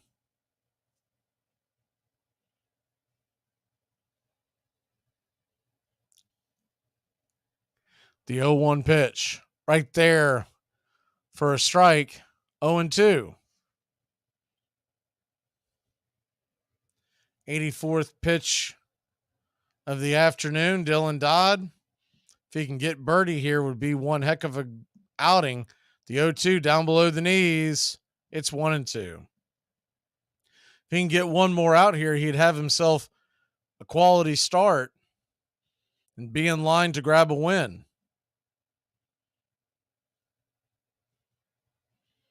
The 1-2 from Dodd. They set up outside, swing, and that ball's hit into right field. Running and making the catch is Acuna, kind of gingerly running. We'll see if he's still going to be able to go back out there. We'll be back in a flash here on Braves Country, the top of the 7th. Hey, this isn't my coffee. Where's my finely ground quinoa blend from Starbucks? That's it. Daphne put an eggshell and some allspice in it. Didn't that just dress it up? Let us get something clear. I am not a morning person. I have to ease into my day slowly. First, I have my coffee. Sans eggshells or anything else one tends to pick out of the garbage. Enjoy sun-drenched days, epic stays, and plenty of room to roam in Greater Fort Lauderdale. Our hotels, attractions, and restaurants have taken the Visit Lauderdale's Safe and Clean pledge, so you can relax and explore with confidence. When you're ready for that well-deserved staycation, our 23 miles of golden beaches await. Find wide-open spaces to hike, bike, kayak, and paddleboard. Visit your favorite attractions, then dine out in style on waterfront patios. Learn more at sunny.org. If there's anything I could change about the league to make it better, probably just all the guys sitting resting. That's the only thing I probably don't like. Just play, man. If you 80%, you got to play. I don't like all the sitting, missing games and stuff. Like these people might have enough money to come to one game. You know what I'm saying? And that might be the game they come to, and then you sitting out. You know what I'm saying? So I take pride in trying to play every game because I don't know. It might be one fan that has never seen me play, and I'm trying to play. So that's the only thing I don't like. Guys just sitting out. Armchair.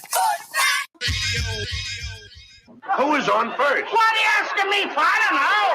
When the University of Illinois played Northwestern, Illinois rooters fired blanks into the air.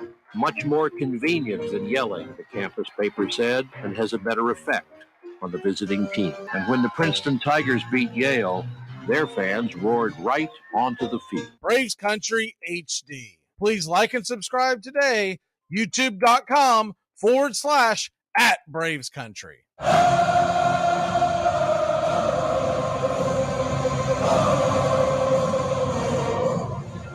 Welcome back to Braves Country Baseball. The Atlanta Braves lead it 4-3. The first pitch on the way to Matt Olson is inside for a ball. It's 1-0.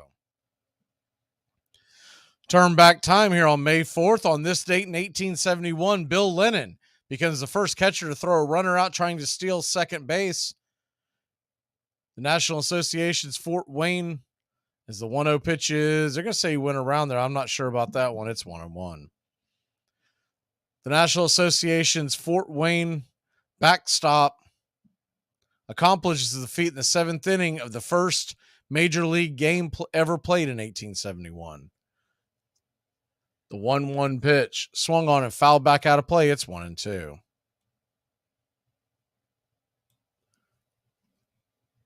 On this date in 1939, the first ever at-bat in Detroit, Boston rookie Ted Williams, as the 1-2 pitch to Olson's fouled back against the screen. We'll do it again at 1-2. Boston rookie Ted Williams becomes the first player to hit a home run that clears the right field seats at Briggs Stadium. The 20-year-old's home run proves to be the difference when the Red Sox beat the Tigers 7-6. The 1-2 off the edge by Brazoban, evening up the count at 2-2.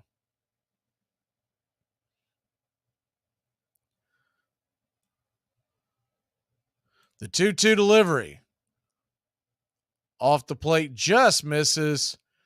Full count to Matt Olson. On this date, 1970, with his third inning RBI single in the Braves 5-3 victory over Pittsburgh, Rico Cardi establishes an Atlanta team record by getting a hit in his 23rd consecutive game. The 3-2 pitch to Olson. Swing and a miss, strike three. Changeup got him, and there's one away. The 30-year-old left fielder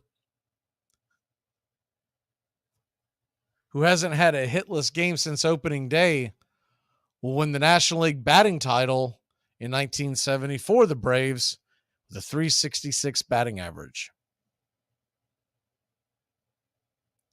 Austin Riley comes to the plate, takes the first pitch outside for a ball. It's 1-0. On this date in 1989, Arlington Stadium, before the Rangers' 11-7 loss to the Yankees, is the 1-0 pitch to Riley. Inside, ball 2-0. Barbara Bush, the wife of the 41st President of the United States, becomes the first Lady to throw out the ceremonial first pitch in a regular season Major League Baseball game. The 2-0 pitch right there at the knees, it's 2-1. And that's your turn back time for May 4th in Major League Baseball.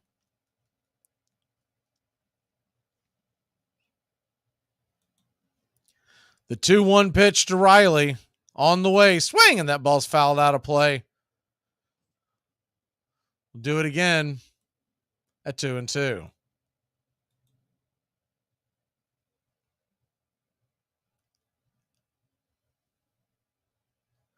Braves 4, Marlins 3. The 2-2 pitch, high and out of the zone, and it's a full count to Austin Riley. Braziban, who came on last inning, has 16 pitches so far through 3 batters. The 3-2 pitch, swing, and that ball's banged foul past third base. It's 3-2. On deck is Sean Murphy. In the hole, Ozzie Albies. Braves would love to get some insurance runs here. Leading 4-3, top of the 7th. The 3-2 pitch, swung on and knocked foul again towards the third base dugout.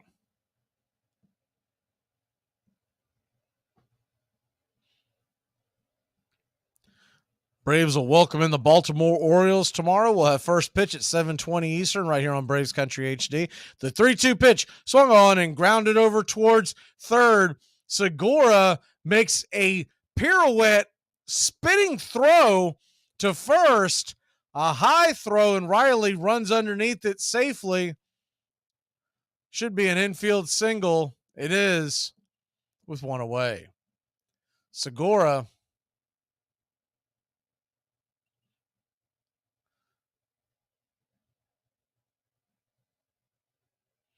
think he would have probably been better off letting Birdie make that play. He cut it in front of him, then had to use his momentum spinning towards left field to try to throw him out. First pitch on the way to Murphy is a swing and a miss strike. It's 0-1. Murphy's 1 for 3. RBI double in the first. The 0-1 pitch swung on and banged off his leg. It's 0-2.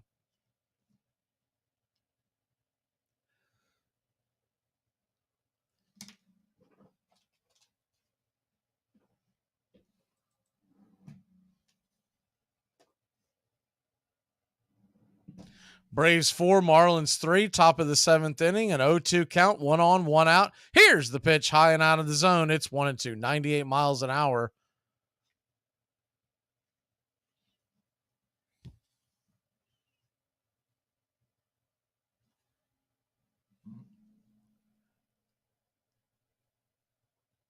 The 1-2 pitch, swung on and missed.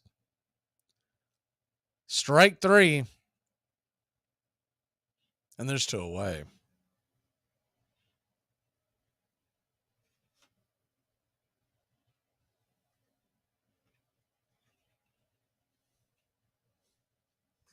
So that'll bring Ozzie Albies to the plate.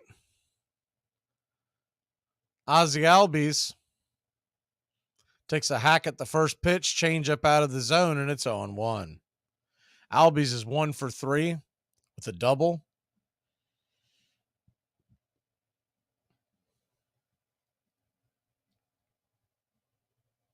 The 0-1 pitch in the dirt, evening up the count at 1-1. Seattle leads Oakland 5-3. That game is in the bottom of the 8th. Minnesota held on and beat the White Sox 7-3 in 12 innings. The 1-1 pitch from Braziban winds up and lets it fly. It's inside. Did he go around? They're going to say he did not. It's 2-1.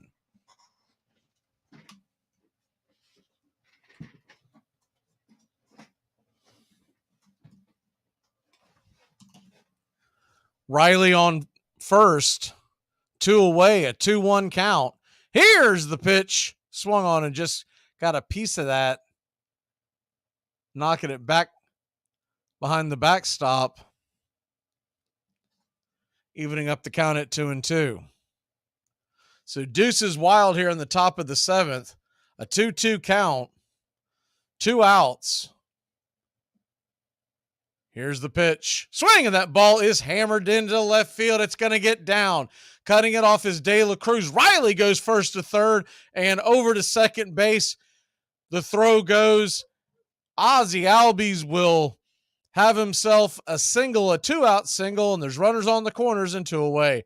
Good piece of hitting by Ozzie. It was a fastball on the outer part of the plate, and he just shot it the other way. Marlins were in a bit of a shift, so Segura was closer to the shortstop area than third base, so no chance to make the play. So 2 base hits for Ozzie today, a single and a double, and that brings Vaughn Grissom to the plate. He's 0 for 3. Vaughn is due. Runners on the corners, 2 away. The first pitch to Vaughn is swung on and banged foul off the plate and into the knee or the thigh area of the catcher, Fortes. He is writhing in pain. Trainer's out there talking to him. Oh, he got him. That ball fouled off and got him right in his special spot. And I can tell you from experience, people leaning over you and talking to you is not helping things. I'd be like, give me room, man. I just need air. I need room to breathe. He's probably seeing stars and everything.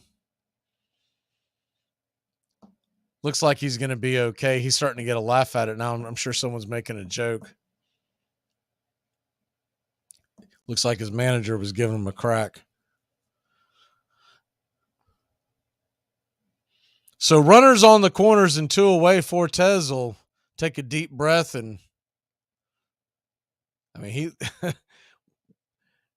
we've all been there, guys. He looks like he just got hit by a truck. So to reset it, you got runners on the corners, 2 away, an 0-1 count.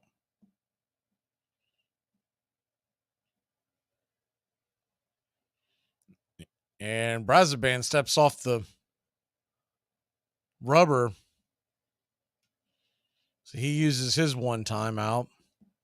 The 0-1 pitch. Swing, and that ball is hit down the third base line, but foul.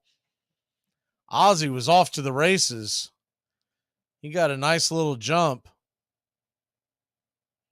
We'll do it again at 0-2. Vaughn Grissom 0 for 3, 3 strikeouts. Have not seen a recent update on Orlando RC except the one last week where they were talking about he could be back in action on a minor league assignment this week, but nothing's been talked about. The 0-2 pitch, swing and a miss, and he'll wear the golden sombrero. 4 strikeouts for Grissom. That'll end the inning. Will Hidd to the bottom of the 7th. Get up and stretch, Braves country. Braves lead at 4-3. All right. I can't see you. Let me hear you. 1, 2, 3. Casey was baseball mad, had the fever and had it bad. Just to root for the hometown through every stew. Casey Blue. On a Saturday, her young beau called to see if she'd like to go to see a show, but Miss Kate said no. I'll tell you what you can do. Take me out to the ball game. Take me out with the crowd. I need some peanuts and cracker jacks. I don't care if I ever get back. Let me root for the home team. If they don't win, it's a shame. For it's 1, 2, 3, stretch around and be home all game. called the game to the players by their first name. Told the umpire he was wrong all along, good and strong. When the score was just 2-2, Casey knew what to do. Just to cheer up the boys he knew, he made the gang sing this song. Take me out to the ball game. Me out with the crowd. I don't care if I never get back.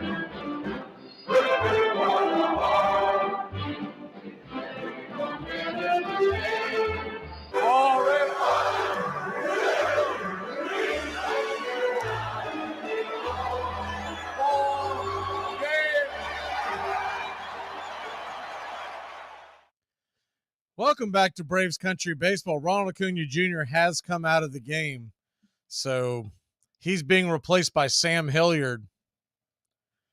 And I told you when he made that last catch, he was kind of running gingerly. His spot didn't come up in the last inning, but I think if nothing else, they want to give him some rest and also have some fresh legs out there in case defense is needed. So Michael Tonkin's coming into the game. And Tonkin's going to face Jorge Soler. Righty-righty matchup. The first pitch by Michael is swung on and hammered into left field. It's a leadoff single for the Marlins here in the 7th.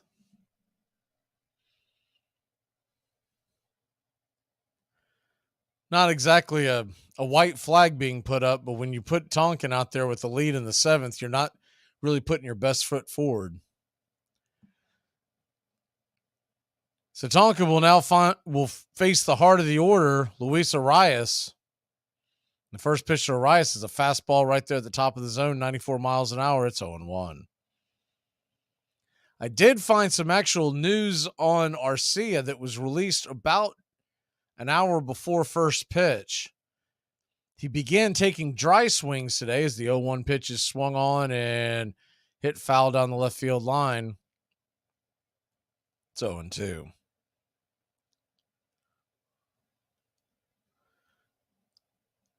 He began taking dry swings today, and that is a significant step towards him returning. So you got to figure the next thing would be as the 0-2 pitch to Arias is swung on, hit hard over to Riley. Riley's got it, and it's going to be a 5-4-3 double play, much needed double play. Hot shot, but it was an atom ball right at Austin Riley.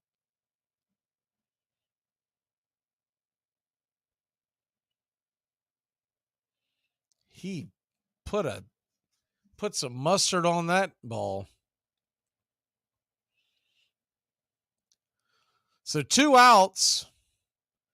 Gurriel comes to the plate. Gurriel takes the first pitch for a strike on the outer edge, 95 miles an hour. It's 0-1.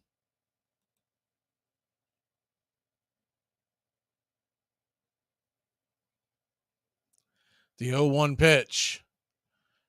Right there for a strike. It's 0-2.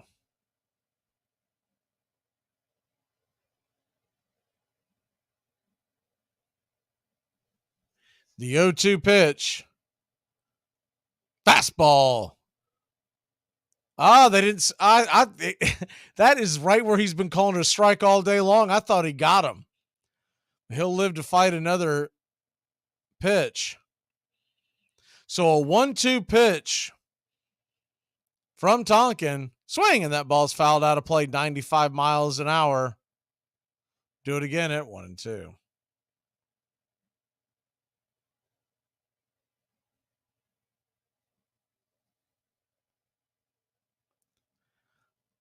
The 1-2 from Tonkin raises his leg and fires in a 95-mile-an-hour fastball. Top shelf, inner cut, fouled away. It's 1-2. Most of the games are in the books here on this Thursday. We'll hit the scoreboard here in a moment, as it is time for birthdays. The 1-2 pitch fouled off the plate. We'll do it again at 1-2. On deck is John Segura. Happy 67th birthday to Ken Oberkfell, played for the Braves from 84 to 87, a 276 average.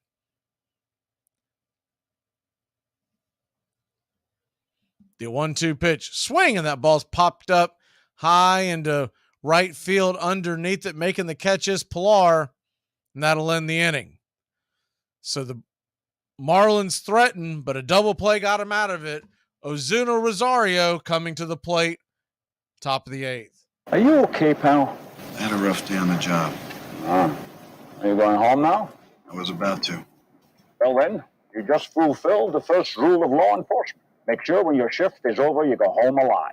Tom has been a teacher for over 40 years. One day, I think one of the students had asked the question and he didn't remember the answer. And I also noticed that he was letting his class out earlier than they were supposed to let out. I was really starting to worry. Levi and I talked about how it would change our lives, but he was there beside me. When something feels different, it could be Alzheimer's. Now is the time to talk.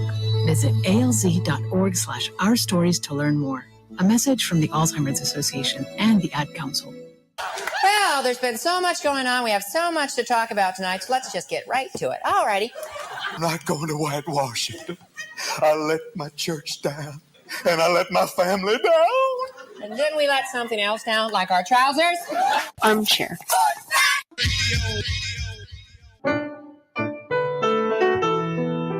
Hey, Braves Country. Braves Country HD is bringing you Braves Country Baseball all year long. Hi, I'm Mac Magee. We'll be bringing you play-by-play, pitch-by-pitch, inning-by-inning of your Atlanta Braves. Braves Country comes to you every Tuesday night and Friday night, and 2 bonus games every week. Please like and subscribe to youtube.com/@BravesCountry.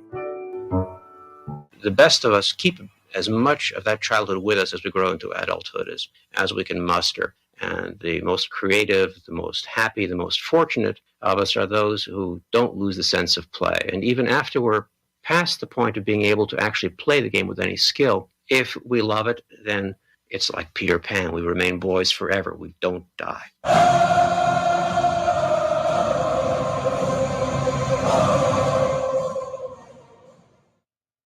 Welcome back to Braves Country Baseball. The Atlanta Braves lead at 4-3. We'll grab the bats.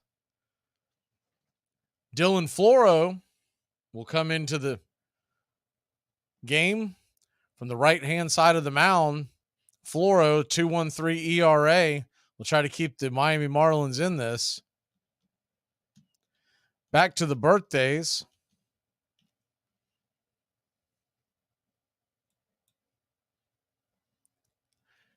Happy 55th birthday to Eddie Perez, who served as Atlanta Braves coach since 2007. Righty-righty matchup. Floro fires the first pitch over towards home plate, wide of home plate. Slider misses. It's 1-0. Eddie Perez, 9 years with the Atlanta Braves on the field, winning the 95 World Series. The 1-0 pitch. Right there for a strike. It's 1-1. He was the MVP of the 1999 NLCS. The 1-1 pitch off the plate wide, 2-1. Happy 63rd birthday to Randy Travis. Lance Bass turns 44. And Betsy Rawls is the 2-1 pitch, swing and a miss, fastball high in the zone. Out of the zone, it's 2-2. Betsy Rawls, a 4-time U.S. Open women's champion, turns 95 today. Rory McIlroy, with 4 majors in his pocket, is 33. The 2-2 pitch. High, just misses the top of the zone. Fortes tried to frame it. It's a full count to Ozuna. The 3-2 pitch. Swing, and that ball's fouled down the line. Do it again. It's 3-2.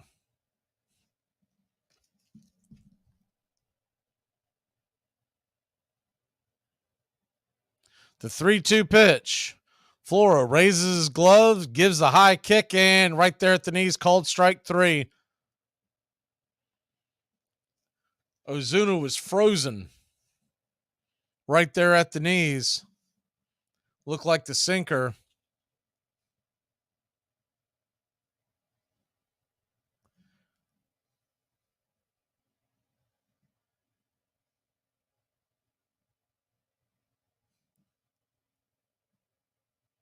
So that'll bring Eddie Rosario to the plate. Rosario from the left side, he's 2 for 3.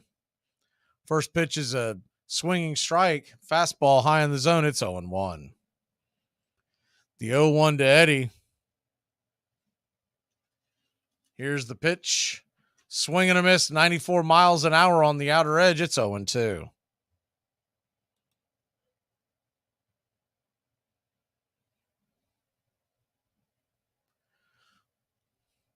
The 0-2 pitch. Swung on and grounded over to second. Booted by Arias. He recovers, gets the ball over to first. It's a 4-3 putout and 2 away.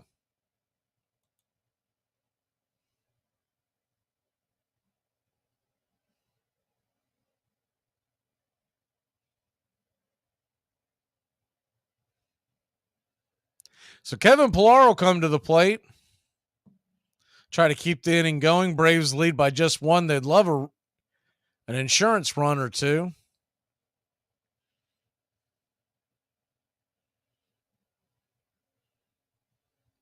Righty-righty matchup. Here's the first pitch by Flora. It's a 94-mile-an-hour fastball right there for a strike. Top shelf inner cut. It's 0-1. The 0-1 swung on and banged foul off the plate. Changeup, 0-2. Mariners did hold on and beat the A's 5-3.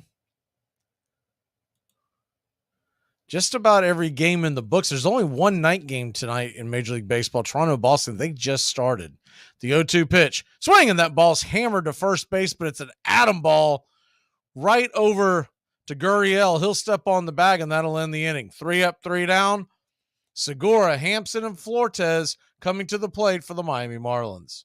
Bowling's insane! Bowling is crazy time! Bowling? I don't think so, George. You get no rush from bowling. Rush? You want to rush? Drop a ball on your toe, my friend.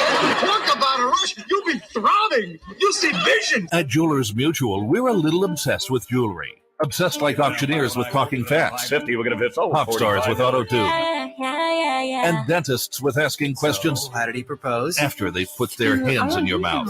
Great. Yes, we've made jewelry our obsession for over 100 years. We love it so much, we named our kids Ruby, Amber, and Opal. Venti soy latte for Opal? At Jewelers Mutual, we insure jewelry and only jewelry, which is why people who are also obsessed with jewelry trust us with theirs. Hey, Braves Country. Braves Country HD is bringing you Braves Country Baseball. Braves Country comes to you every Tuesday night and Friday night and 2 bonus games every week. Hi, I'm Mac Magee, and we'll be bringing you play-by-play, pitch-by-pitch of your Atlanta Braves. It's free to listen. Please like and subscribe. YouTube.com/@Braves Country. Braves Country Baseball for the fans, by the fans. The most popular and most notorious star of the 19th century was Michael Joseph King Kelly, the sure-handed catcher for the Chicago White Stockings. He was so skilled at stealing bases, he once stole 6 in a single game, that he inspired a popular song, Slide, Kelly, Slide. He sometimes cut across the diamond, skipping second altogether when the umpire was not looking. Kelly drank as hard as he competed. Once, A.G. Spaulding put Pinkerton detectives on his trail and accused him of having been in a saloon at 3 a.m. drinking lemonade. Kelly was indignant. It was straight whiskey, he said. I never drank a lemonade at that hour in my life.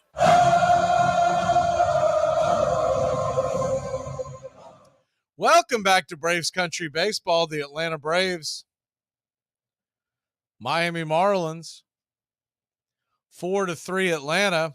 We head to the bottom of the 8th, and Nick Anderson's coming on. Nick Anderson 12 innings with a 3.55 ERA, 1 walk, 18 strikeouts in the 12 and 2/3 innings. First pitch on the way from Anderson is high and inside for a ball to Segura. It's 1-0. Righty-righty matchup. Segura, Hampson, and Fortes due up. All right-handed hitters. They may go to the bench. The 1-0 right there for a strike. Nasty curveball by Nick. It's 1-1. The 1-1 from Anderson. Winds up and flips it in there. Fastball fouled back out of play. It's 1-2.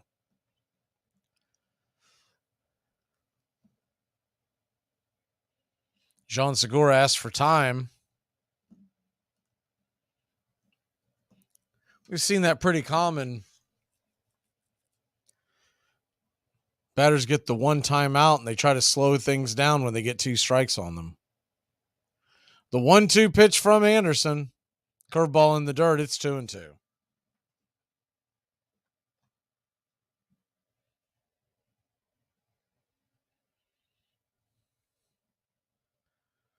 Righty-righty matchup.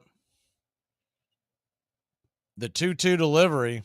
Here's the pitch. Swing, and that ball's hit hard on the ground right at Grissom. Grissom has it. Flips it over to first. And it's 6-3 to start the 8th.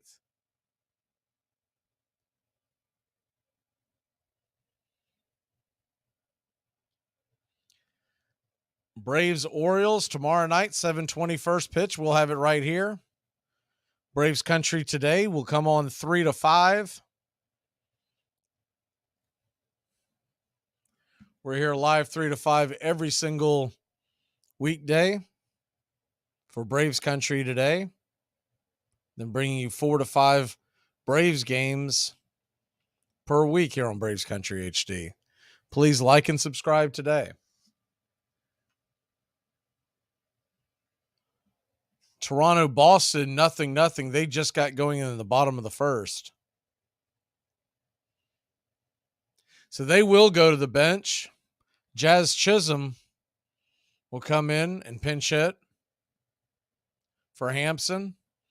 Would presumably think he would stay and play in the outfield.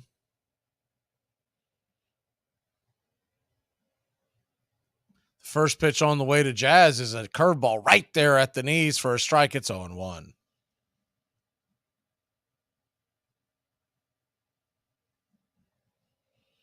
Jazz Chisholm from the left side of the plate, batting .239, 5 home runs. The 0-1 pitch, curveball down below the knees. Make that the sinker. It's 1-1.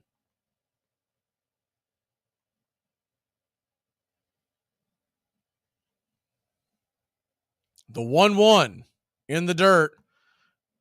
About a 55-foot curveball there. It's 2-1. Jazz Chisholm's had a couple of big home runs against the Braves already this year. One swing could tie it. On deck is Fortes. De La Cruz in the hole. Pitch on the way, swung on. That ball's hit hard on the ground, but right at Riley. Olsen, sorry.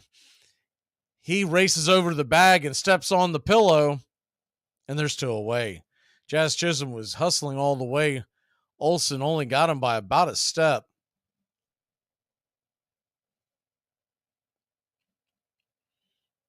So 2 outs here in the 8th inning. The hind catcher, Nick Fortes, digs in. First pitch to Fortes is a curveball right there at the knees. It's 0-1.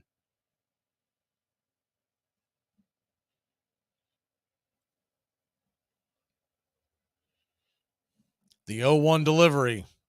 Down below the knees. Curveball misses. It's 1-1. De La Cruz on deck. Burdick in the hole. The 1-1 swing, and that ball's popped up.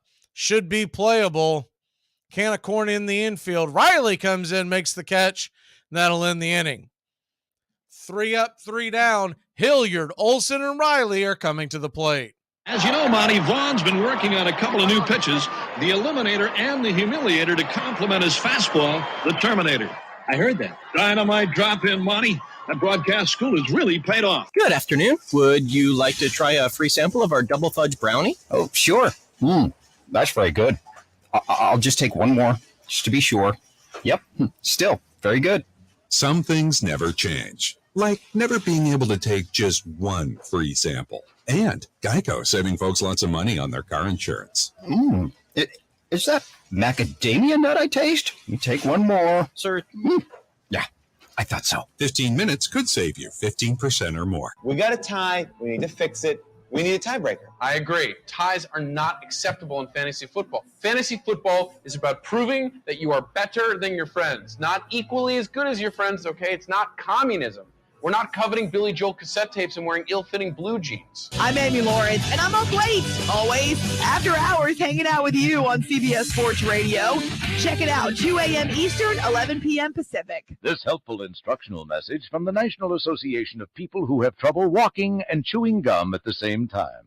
Step, chew. Step, chew. Step, chew. Step, chew.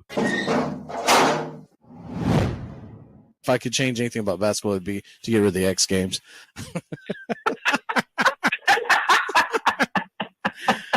Armchair. Mayhem seemed to follow John McGraw wherever he went. When he got into a fist fight with the opposing third baseman in Boston in 1894, both benches emptied. Fans began brawling. Someone set the stands on fire, and the entire wooden ballpark and 170 neighborhood buildings went up in flames. Welcome back to Braves Country Baseball. Atlanta Braves 3 outs away from a series sweep, but they'd like to get some insurance runs here.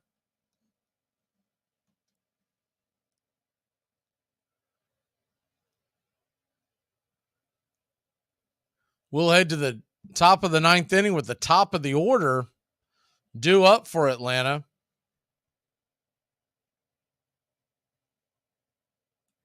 Hit the out-of-town scoreboard real quick, get you caught up in what happened today. All these games are in the books. The Tigers sweep the Mets, win 2-0.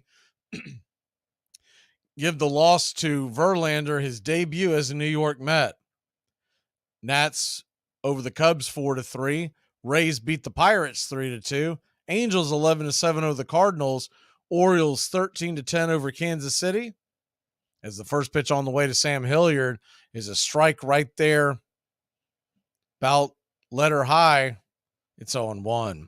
A.J. Puck has come in from the bullpen, left-hand side for the Marlins. The 0-1 pitch. Swing, and that ball's hammered down the line, but just foul slider on the inner cut. It's 0-2. Twins 7-3 over the White Sox. Brewers blow a big lead in Colorado, and they lose 9-6. The Mariners 5-3 winners in Oakland.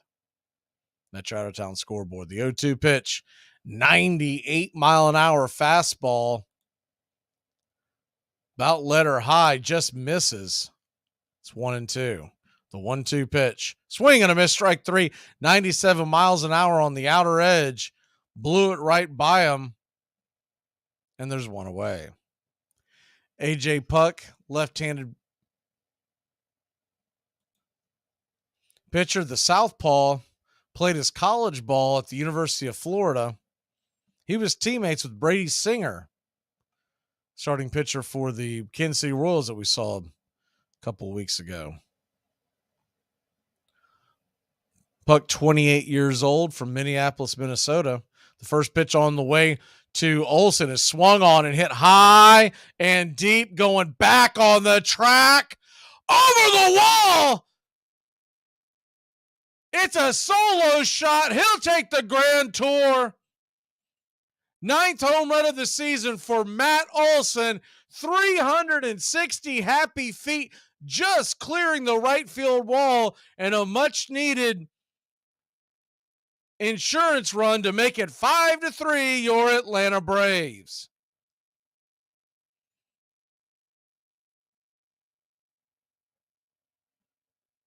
when he took the swing, he had that kind of jog like he normally gets when he thinks he got one, but it just didn't look like he hit it that far. It kept carrying and carrying as the first pitch to Riley is a strike over the plate over 0-1. The 0-1 pitch slider misses down below. It's 1-1. Puck, 28 years old, from Minneapolis, Minnesota, was drafted by the Oakland A's in the first round, the 6th pick overall in the 2016 draft. The 1-1 pitch swung on and roasted into left field. It'll get down for a single. A 1-out single to keep things going here for your Atlanta Braves. Came up for the A's in 2019 and pitched in 1921 and 22. Had an injury-ridden 2020. That was traded to Miami in the offseason. Really does have electric stuff. First pitch on the way to Murphy is a slider down below the knees, taken for a ball. It's 1-0. When he first came out, most of the Gator baseball fans would call into our show as a 1-0 pitch, swing and a miss, strike. It's 1-1. Would tell you that he had the best stuff between him and Singer, but Singer was much more consistent and known for a much better work ethic. The 1-1 down below the knees, wild miss, and it's 2-1. Good play by Fortes to keep that ball right there at the plate. Kind of had to dive his glove down below, keep it from rolling to the backstop. The 2-1 pitch. Swinging, that ball's hammered down the left field line. Is it fair? It is just foul. 2-2. So a 2-2 count to Murphy. Austin Riley on first. One away. On deck is Ozzie Albies. Vaughn Grissom in the hole. The 2-1 pitch. Down below the knees. Taken for a ball. It's 3-2.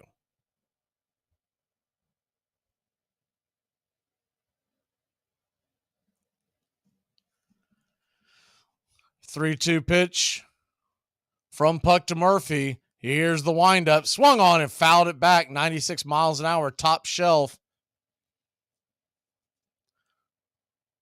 Good job of staying alive there. We'll do it again at 3-2.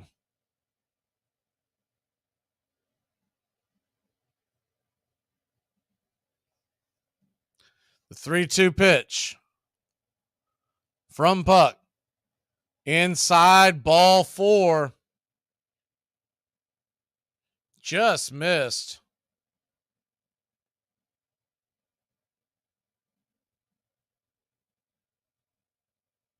That'll bring Ozzie Albies to the plate. Ozzie Albies already with 2 base hits, a single and a double. And the first pitch swinging. Fastball high and tight in the zone. It's 0-1.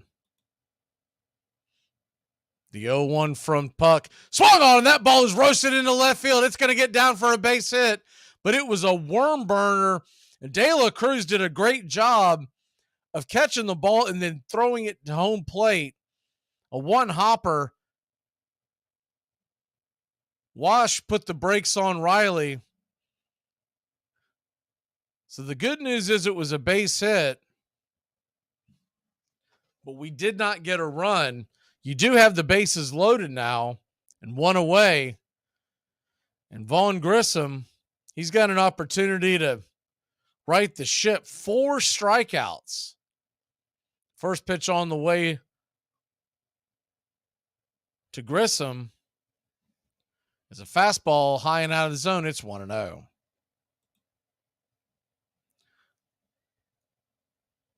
The 1-0 to Grissom. Swing, and that ball's fouled straight back. It's 1-1. On deck.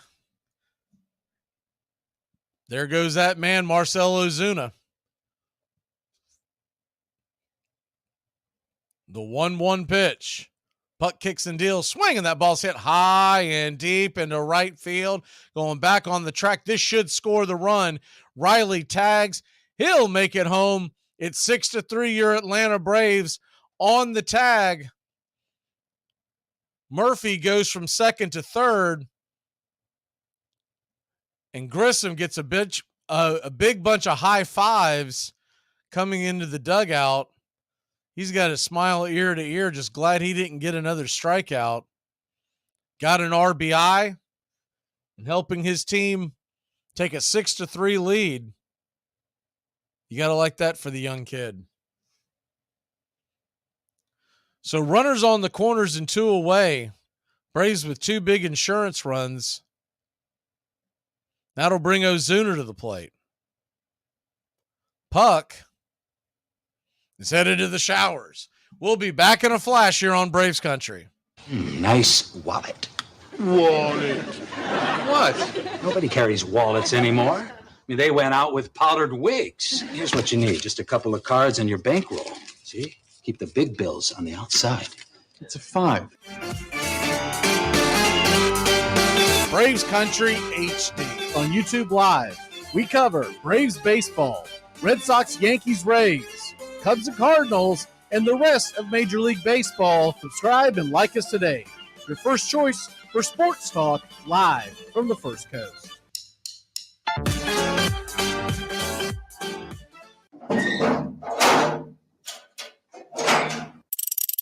If you don't have cable, you're going to be forced to read or something, man. You're going to get cable and fast. Yeah. I mean, it's been rough. What city did you just move to, Wilbanks? Houston. With somebody listening, if anybody's in Houston, please call in. We need to get Wilbanks some cable so he can watch the game tomorrow. Let's start the man a party. Or at least do the man a solid and leave your windows open so that he can peek in at the Super Bowl. The straight guy outside your house watching the game, he's with us. Don't worry. Armchair.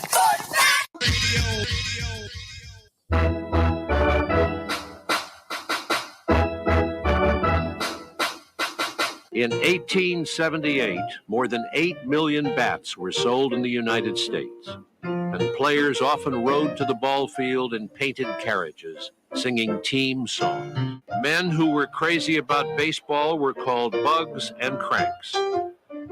Women who shared their excitement were cranklets. Later, they would be called fans, short either for baseball fanciers or fanatics. You're listening to Braves Country Baseball on Braves Country HD. Welcome back to Braves Country Baseball. Stephen O'Kurt is back into the fold, as we've seen him a few times this year. Lefty-righty matchup. The first pitch on the way to Ozuna is a 93-mile-an-hour fastball called for a strike at the top of the zone on the outer part of the plate. It's 0-1. Ozuna didn't like the call. He had borderline, depending on what jersey you had on and whether you liked that call. The 0-1 pitch, down below the knees. It's 1-1.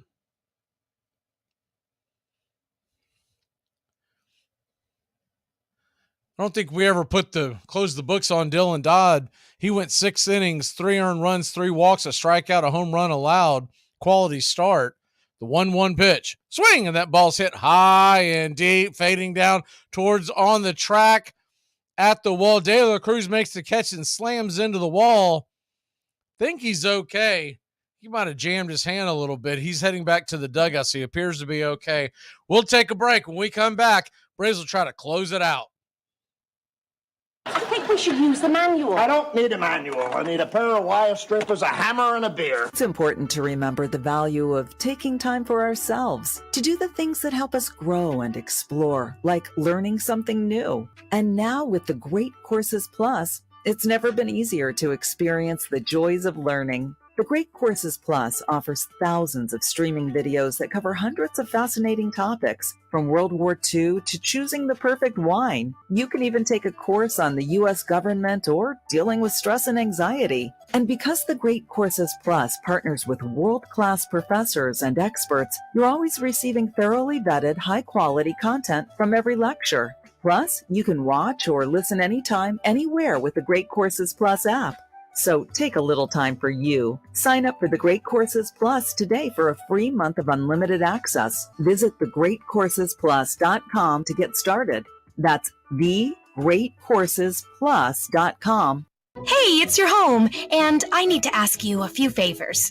In the kitchen, there's a spider stuck between the window and the screen, and I know it's dead, and technically it's outside, but it's still freaking me out. Can you flick it out or something? Also, just to save some money, and it's super easy, could you bundle your home and car insurance with Geico? Last thing, could you take the holiday decorations down? Yeah, I'm one of those. Geico. For bundling made easy, go to geico.com today. You're not sick tonight, are you? Good. Your tongue's going to be hanging out. Tell him to throw up on his own time. John McGraw would stay in baseball for more than 40 years and become one of the game's greatest manager. But he never stopped fighting, never stopped savaging umpires, and was always willing to do just about anything to win. Braves Country HD.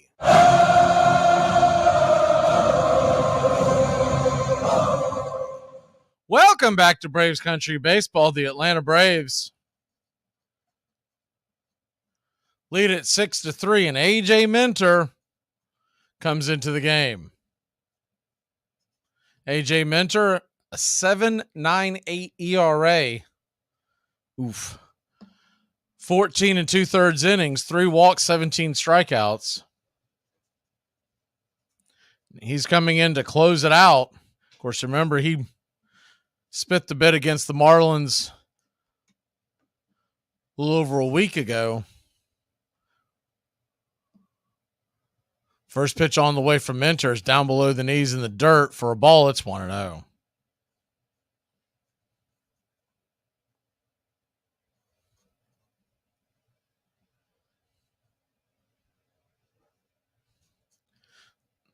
The 1-0 for Minter. Swing! Fouled out of play. 95 miles an hour on the outer edge. De La Cruz. It's 1-1.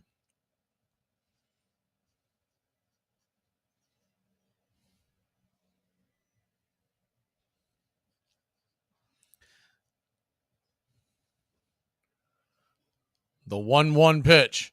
Swung on and hit high. Not very deep into right field. Kevin Pillar's underneath it. And it's out number 1.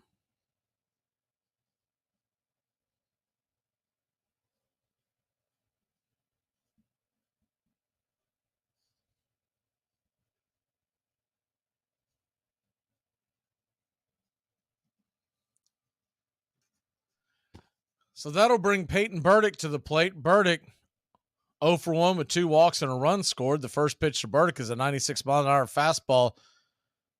Top of the zone, just off. It's 1-0.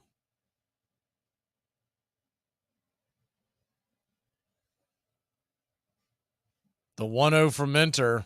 Swing and foul back out of play. It's 1-1.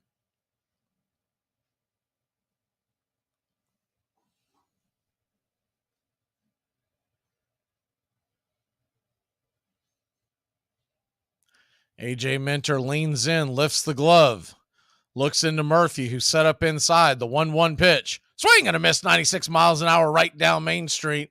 And it's 1-2.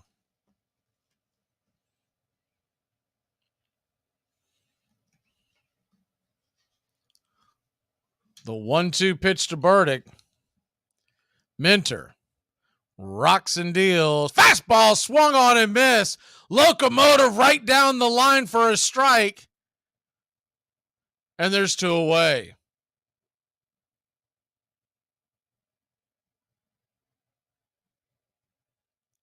So 2 outs. Nobody on. John Birdie coming to the plate. AJ Minter trying to seal this save. Get the Braves a series sweep here in Miami. First pitch on the way. It swung on and fouled back out of play. 97 miles an hour on the outer edge. It's 0-1.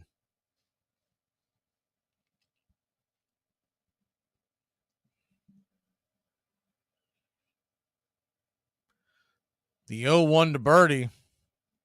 Winds and deals. Fastball high out of the zone. 95 miles an hour. About eye high. It's 1-1.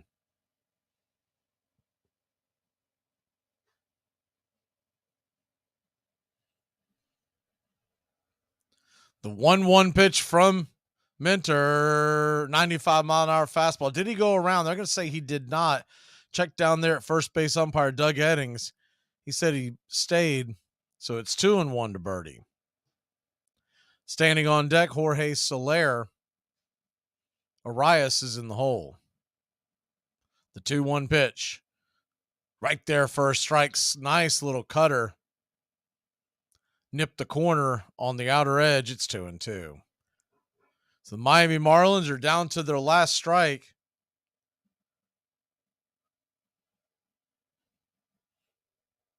Minter tips his cap and looks in. The 2-2 pitch. Changeup misses below the knees. Ball 3-2. So a full count to the speedy Birdie.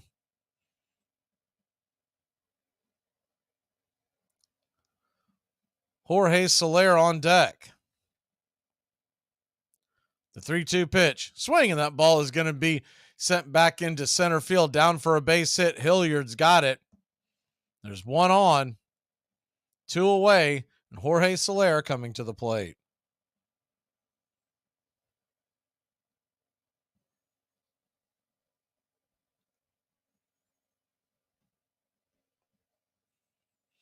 Jorge Soler 3 for 4 with a 2-run home run, a double, a single, an RBI.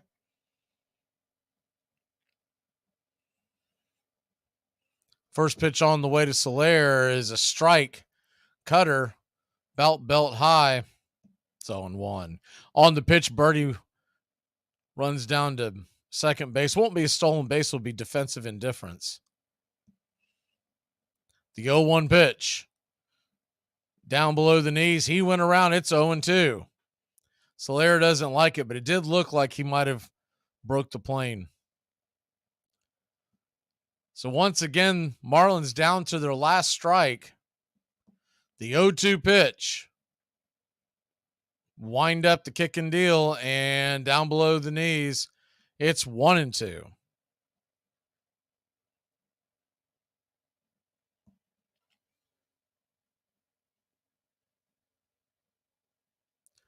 The 1-2.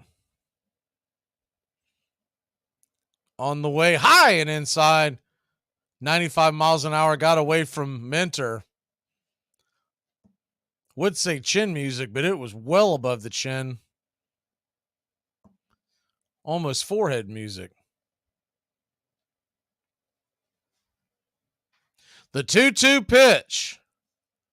Minter kicks and deals. Swing and a miss. Strike 3. Got him. Grab some pine. Adios, muchacho. The Atlanta Braves. 6-3 winners. Braves win. Braves win. Your Atlanta Braves win.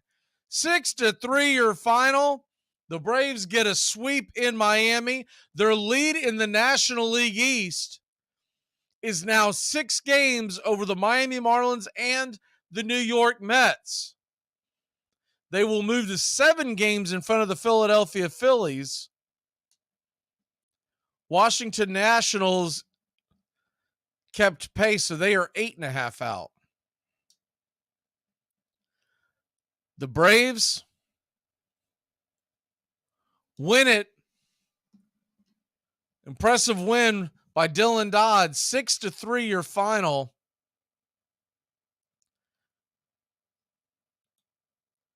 As Atlanta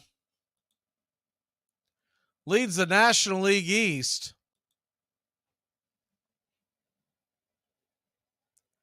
by 6 games, and Dylan Dodd will get his 2nd win of the year. A hold for Tonkin, a hold for Anderson, his 5th, and AJ Minter gets his 7th save of the year. We will be back at it 7:20 Eastern, first pitch tomorrow night versus the Baltimore Orioles. Make sure you catch Braves Country today, 3 to 5. We go live Monday through Friday. The Braves go down to South Beach, get the win. Your totals, 6 runs, 12 hits, no errors for Atlanta. Miami, 3 runs, 10 hits, and 3 costly errors.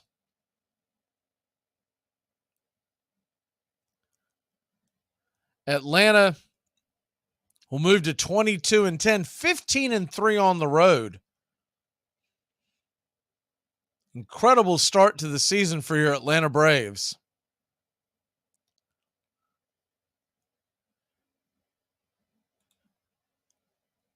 The time of the game, we'll call it 2 hours and 38 minutes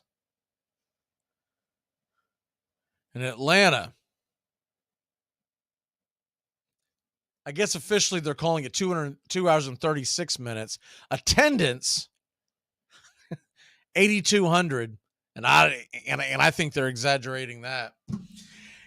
Y'all have a great rest of your night. Atlanta Braves win. The Mets lose. The Marlins lose. All things are good in Braves country. We'll see you tomorrow.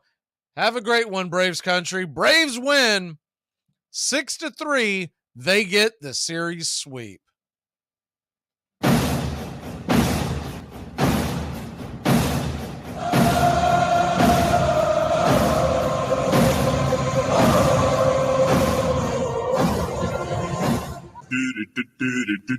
Goodbye, sweetheart. Well, it's time to go.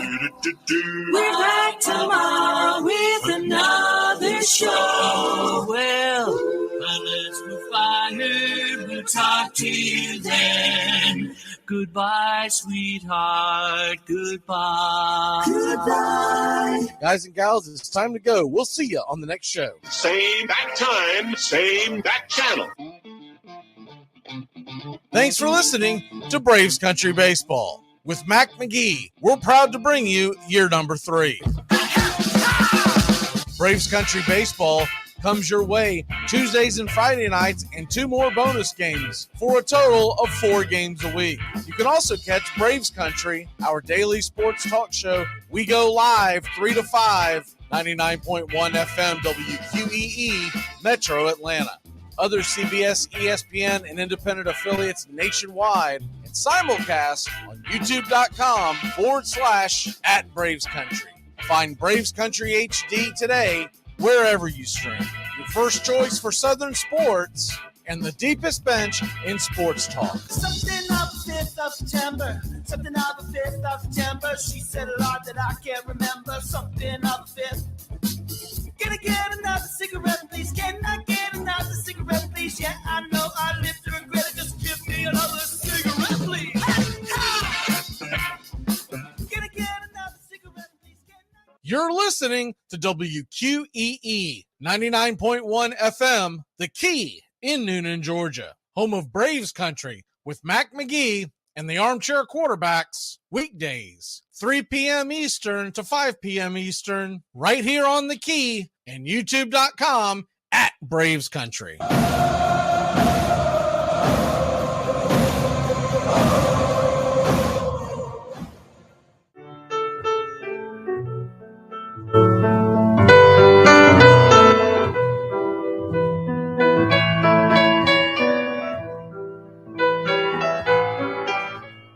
Lineup for yesterday by Ogden Ash.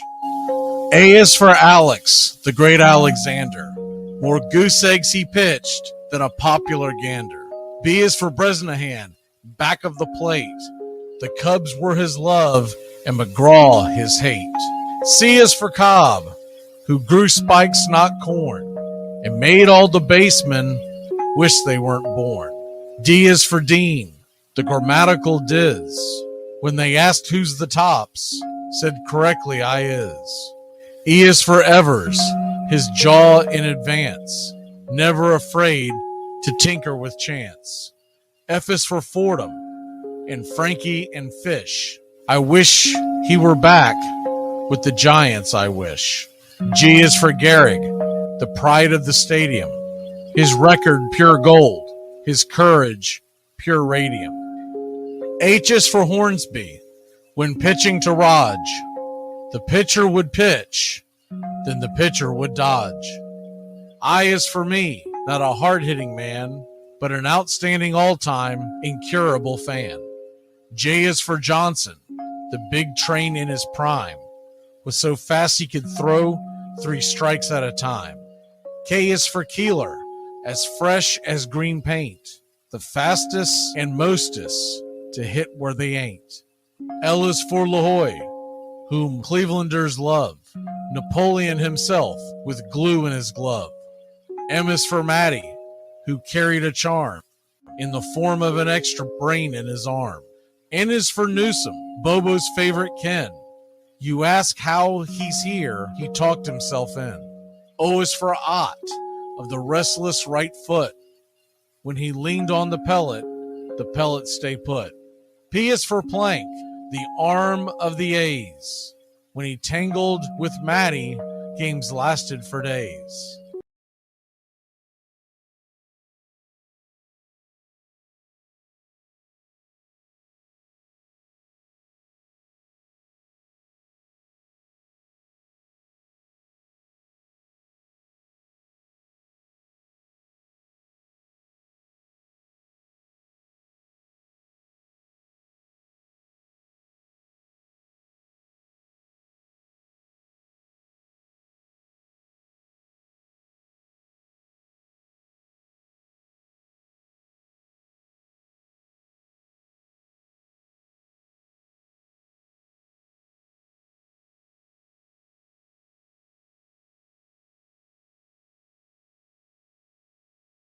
As fast as he.